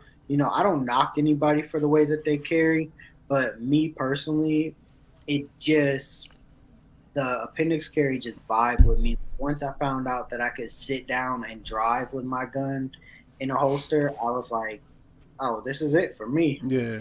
And then to pop the holster off, it's right there in front of me. And then after I started practicing my draw stroke as well, and noticing how much faster and how much more just like comfortable and secure I felt with the firearm being up front, I was just sold. I was sold on appendix carry. Okay. Have you ever carried outside the waistband? I have carried outside the waistband before. I've actually carried on my ankle as well. Oh yeah. Ankle carry was the most uncomfortable thing. outside the waistband wasn't bad. It's just not for me because again, I'm a big proponent of concealed carry. Mm-hmm. So I I choose to carry inside the waistband at all times nowadays. But like that was also during a time where I was scared to scratch my gun. So like Okay. carrying outside the waistband, I was always bumping my gun on Mm-hmm. something. So I just didn't like that either. All right. Yeah, I prefer inside the waistband. I'm just not that I'm not comfortable with outside the waistband because I've tried it and I've done it for a while, but it's just like you said, it's just not my thing. It's like just something I'm not comfortable with, and I just don't. I feel better inside the waistband, fully concealed and stuff like that. So, um, would you do you think that fewer guns will result in less gun violence? No, I don't believe that. I mean, like, if you believe that, you have to subscribe to the theory that, um, basically, if we took all guns away, there would be no crime. Well, that's just not true. We know that if you take all legal guns away, there's still going to be guns out there on the street. Yep. And I think of it this way, you know, if we lived in a utopia where we didn't have to have guns and there were no guns at all, fine. Maybe I would give up my guns. I don't know, right? Yeah. But for the fact that there are criminals out there with guns, there are bad people out there with guns, I'm a legal gun owner. Like I've gone through all of the steps. I've gotten tax stamps. I've done everything that I possibly can to stay within the red tape. I'm for damn sure going to have my gun if somebody who has committed crimes and done all these other things can have a firearm or can gain access to a firearm. Mm-hmm. You can take them all away from them. I'm definitely going to have mine. Yeah. I feel you. Yeah, I agree. I don't believe that fewer guns would result in less gun violence. I subscribe to the theory, I guess, that people are going to use the tools that they have available. You know what I mean? So if they take guns away, whatever somebody has available, they're going to use. You know what I mean? And guns are just something that are. I don't think you'll ever get rid of gun violence because it's just a ready tool. But like people don't. I'm not saying they don't look into the statistics of stabbings and stuff like that. But everybody focuses on guns because uh, you know the media focuses on gun violence and gun control, and that's what politicians push. And it's the big thing and the new thing that the new wave everybody wants to jump on is gun violence. So um, I think that media pushes that agenda, and it makes it seem a lot. I don't want to say a lot worse because I don't want to seem like I'm downplaying gun violence. Like there's not a gun violence issue, but I just believe that it is pushed out to make it seem like it's a bigger issue than it is. Well, yeah, in some instances, like I can agree with that. Like, um, like some places they do just like use it as kind of like a media manipulation tool. Like Mm, every time somebody brings up like gun control or something like that, they say, well, look at Chicago. yep. Chicago has so many murders per capita, and if you're looking at a state like Illinois that already has a lot of gun control, that's a prime example that they love to throw up in the media on both sides, right? Mm, But I feel like sometimes that's taken out of context, right?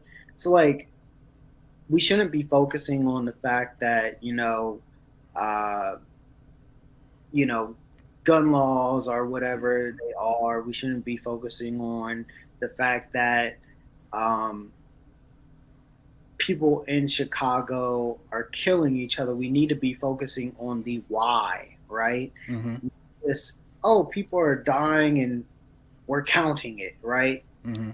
who cares if you're counting it? You need to be figuring out why this is happening. Yeah.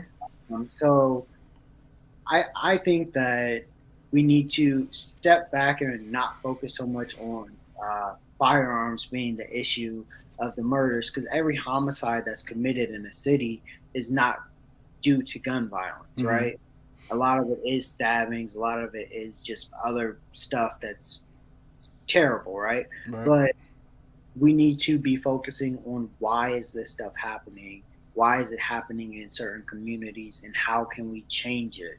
So that would be my well, I'm not going to say advice because who am I to advise whoever, right? But I will say, that would be my stand to die on. Okay. In your opinion, is gun violence in America a problem? Oh yeah, 110% gun violence in America is a problem. Uh, but what is the solution? We don't know what the solution is, right? Right. Because nobody's doing those deep dives to get the solution. They're doing all of these um, just surface level looks into, oh, some of these, uh, well, if you're talking gun violence is happening in America. It must be the guns. Mm-hmm. Not looking at it as gun violence is happening in America. What's wrong with the American people right now? Mm-hmm. How can we change the American people? Why are other Americans willing to kill each other? Let's figure that out. Okay. So, like a lot of people will say, gun violence isn't a gun issue; it's a heart issue. Mm-hmm. I see that. But, Um. but, and not to interrupt Oh, you, you go. but like I can definitely relate to the issues of gun violence, and I've experienced gun violence firsthand with some of my homies that I grew up with that have been killed. I've got cousins and stuff that have been killed, but at the same time, you don't know how to fix these issues. Now, can I say that if a gun wasn't present in that situation, they would still be alive? In some of those situations, yes, Mm-hmm. but can I blame every single gun owner for those situations? I don't believe that I can, you Mm-hmm. know? Um, Now, I can blame illegal gun ownership for the majority of those, Yeah. for sure. Yeah. I mean, people like to blame guns, for the problem in America, and not to my knowledge, no gun has ever jumped up and shot anybody. It's always somebody behind the gun, of course. So like you said, like on your the last answer about gun violence, uh, less guns and gun violence, is that it's more you should look at why are people committing these acts of violence. You know what I mean? Instead of always just want to put it on the weapon of choice that people use. So here's a question, and like I won't go too deep into my background, but I do have a policy making background, right? So I have worked in different forms of government where I was in the legislative branch, right? Mm-hmm. So let's answer this question, right? So what do you say to the mother of a child that has been killed in a school shooting when it comes to gun control? Um, I mean, it to me, it's not going to matter about how a child was killed or how anybody's killed for that matter. It's all the fact that matters is that person is no longer here. You know what I mean? So regardless if they were stabbed, somebody went on a mass stabbing with pencils and killed, however many people with pencils, they're gone.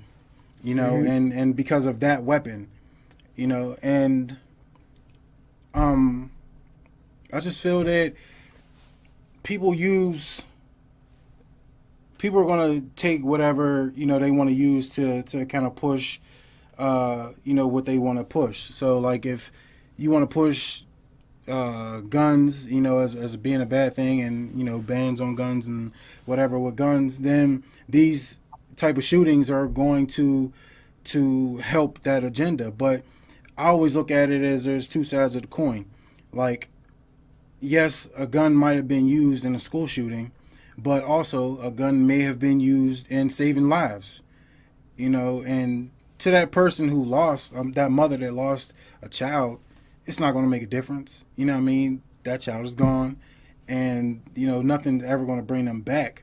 And I mean, I don't believe that there's a single solution to stop school shootings. Because I've been, when I was in high school, and we had metal detectors and everything, and people still got guns in the school. So there's not just one solid solution. I believe it has to be. I believe honestly, it's a community issue. I mean, a lot of communities, especially people of color communities, need to step up and make it an agenda to not just police their community, but hold their kids and their family accountable for things that they do. A lot of times we just so quick to pass the buck and not really hold anybody accountable, for what they did. And I'm not saying anybody in a school shooting who was a victim, needs to be held accountable, but I'm just saying that.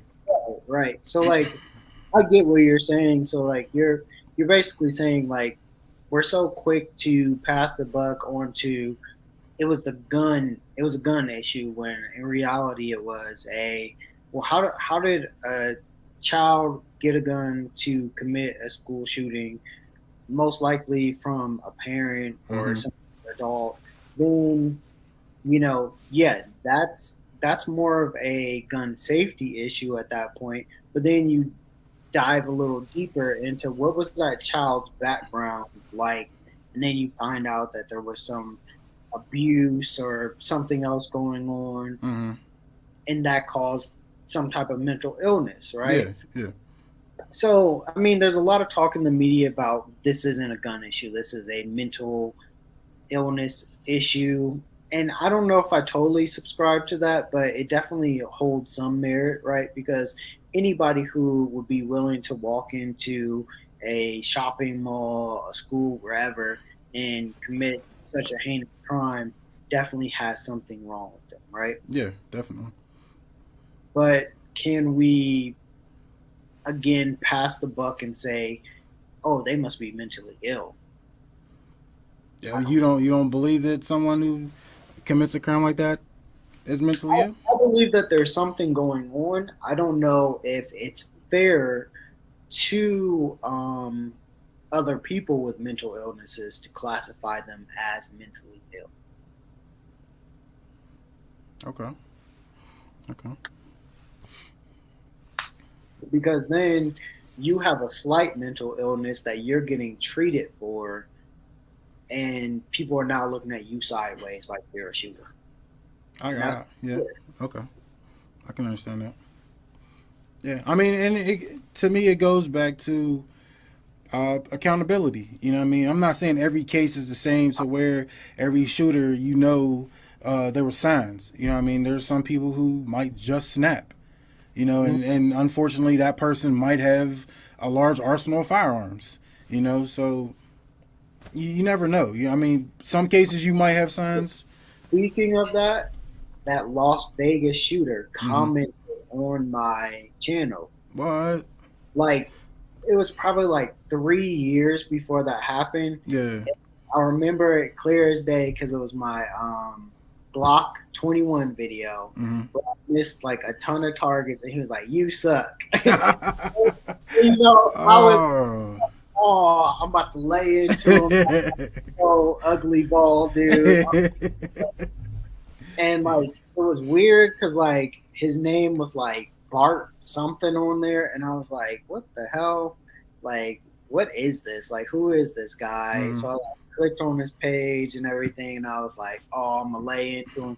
and then some just told me like, don't do it. Yeah. Don't mess with this dude. So I just let it go. It was like, oh, whatever. It's YouTube. People talk. But then when they started showing his picture on the news, it was that exact same picture he used for his YouTube Profile. page. Yeah. I was like, what? And then I Damn. went back to that comment and showed my wife, and then YouTube ended up deleting it, but Oh it wasn't yeah. everything that he had. Damn. That's crazy. Yeah, it was wild. I was like, can you believe that? Yeah. Any YouTube channels that you frequent? Oh yeah, for sure. So like one, I'm gonna frequent Grand Thumb. He's one of my number I ones. like him. Two would probably be Such 00. Love Such. I like his channel because he's always up on the new stuff. Yeah. Um, then I like to support other people who support me. So like I frequent your channel. There's Appreciate it. another dude. He's in West Virginia. Garage guy. He makes Okay. some reviews. He's always in his garage and shoots in his backyard. They're pretty cool.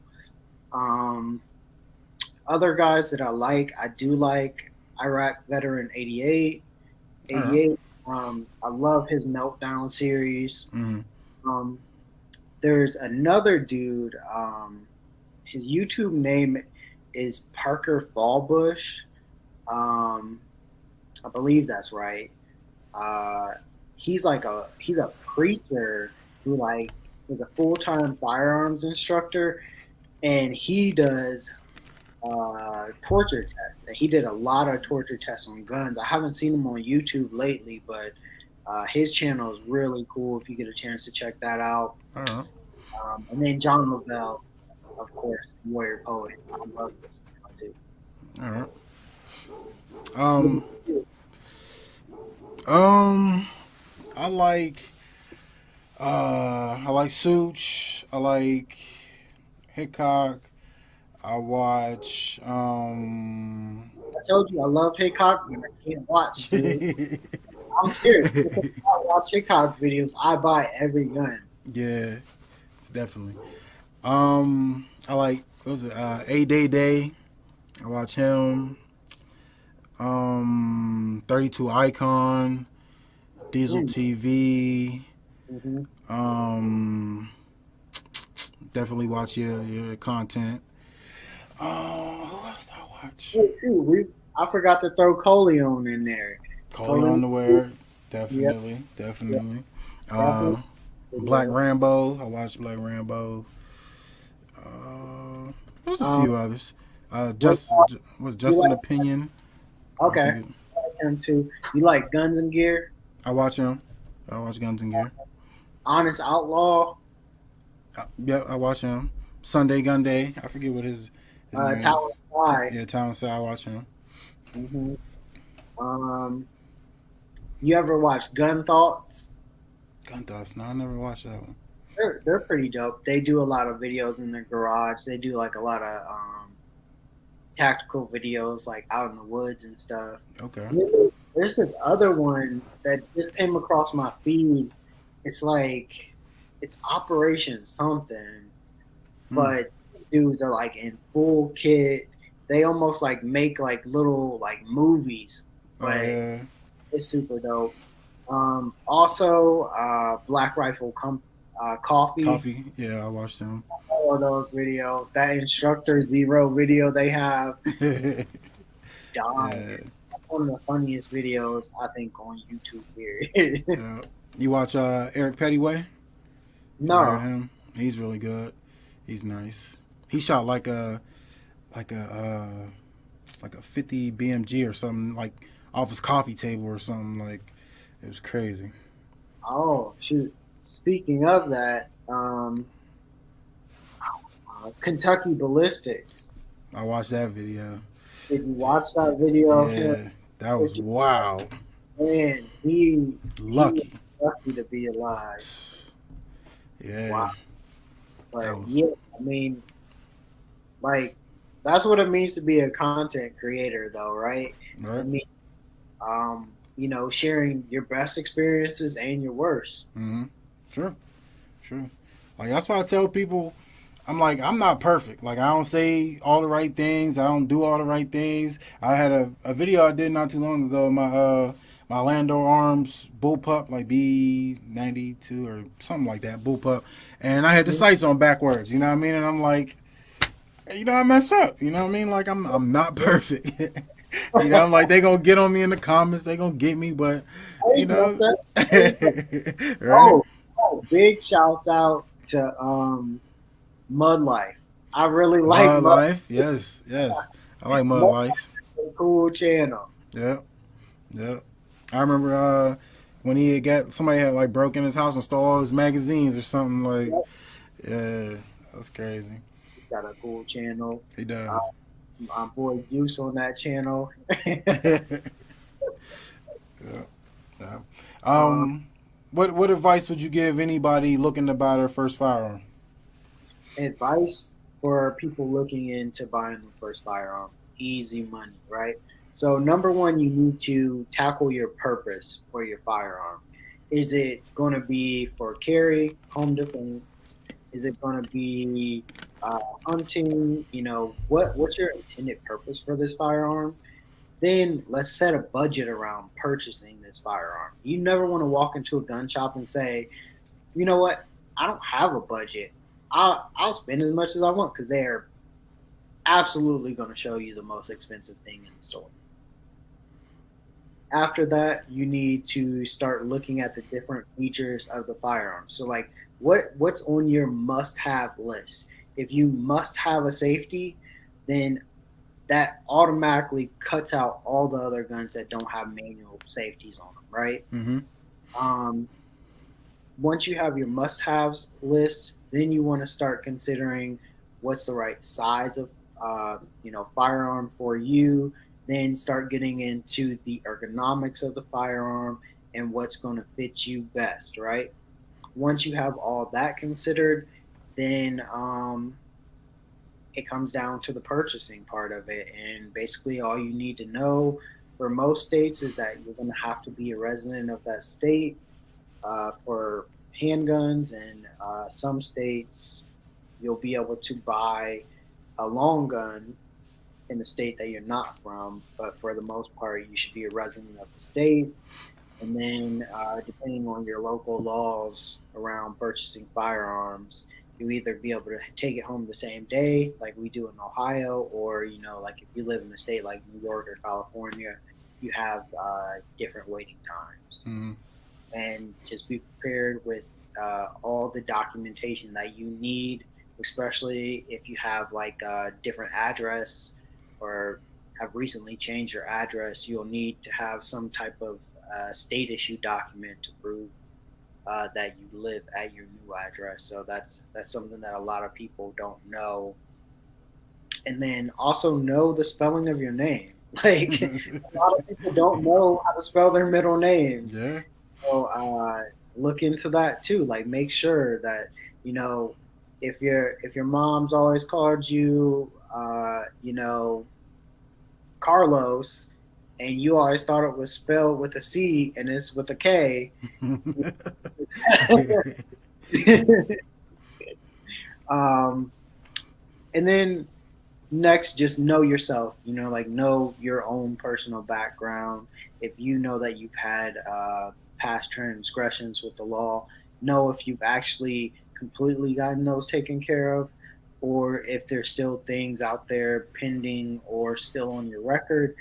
And that stuff's important, because when you fill out those background checks, you're accepting like a $250,000 penalty and up to 10 years in prison if you commit perjury on those forms. So just good stuff to know. Great information. Great answer right there. That's solid.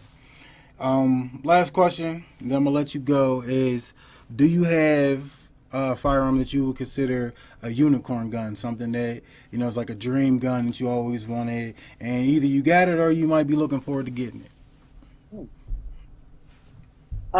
One that was kind of a unicorn for me, and I'll I'll do this real quick. Oh, it's taller, right? Yeah. All right. So this one was kind of like a unicorn gun for me. It is unloaded. Okay. So this is the 6 hour X5 Legion. I never thought I would come anywhere close to touching a gun like this. And it's the tungsten infused frame. So it's a mixture of polymer and tungsten to make up this frame. So it feels like a polymer frame, but it has the weight of a metal frame. Okay. And it's the most competition ready gun that I own. And this one was kind of a unicorn to me. Like I was just like, oh, there's no way I'll ever get a gun that cool. That's But dope. you know what I do every time I want a gun, I write it down on a piece of paper, and like I just keep a going list of guns that I want, and then eventually like some way I find a way to manifest that gun into existence for me. Oh And yeah. that's something that a lot of people do with things that they dream about, like Mm-hmm. either it's success in like your overall career, there's success in other parts of your life, not just work related. But a lot of people will just write down their goals, and it's a very spiritual, very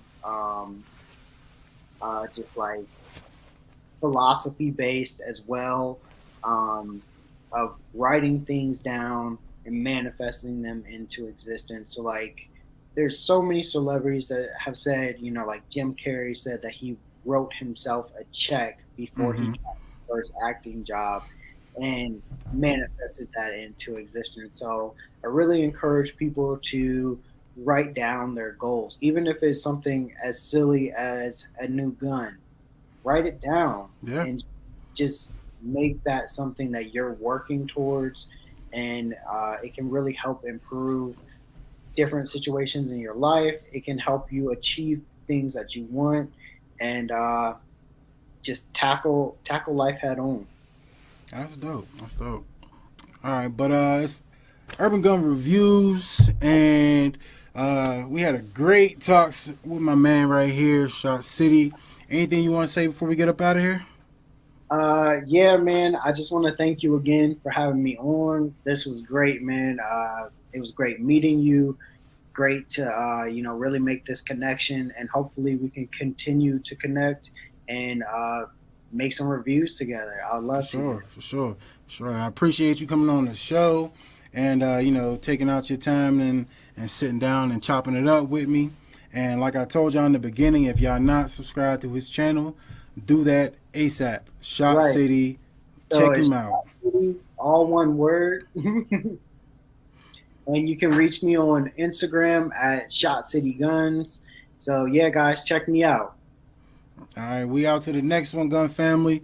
Appreciate you coming on again. Stay blessed, stay strapped, bro.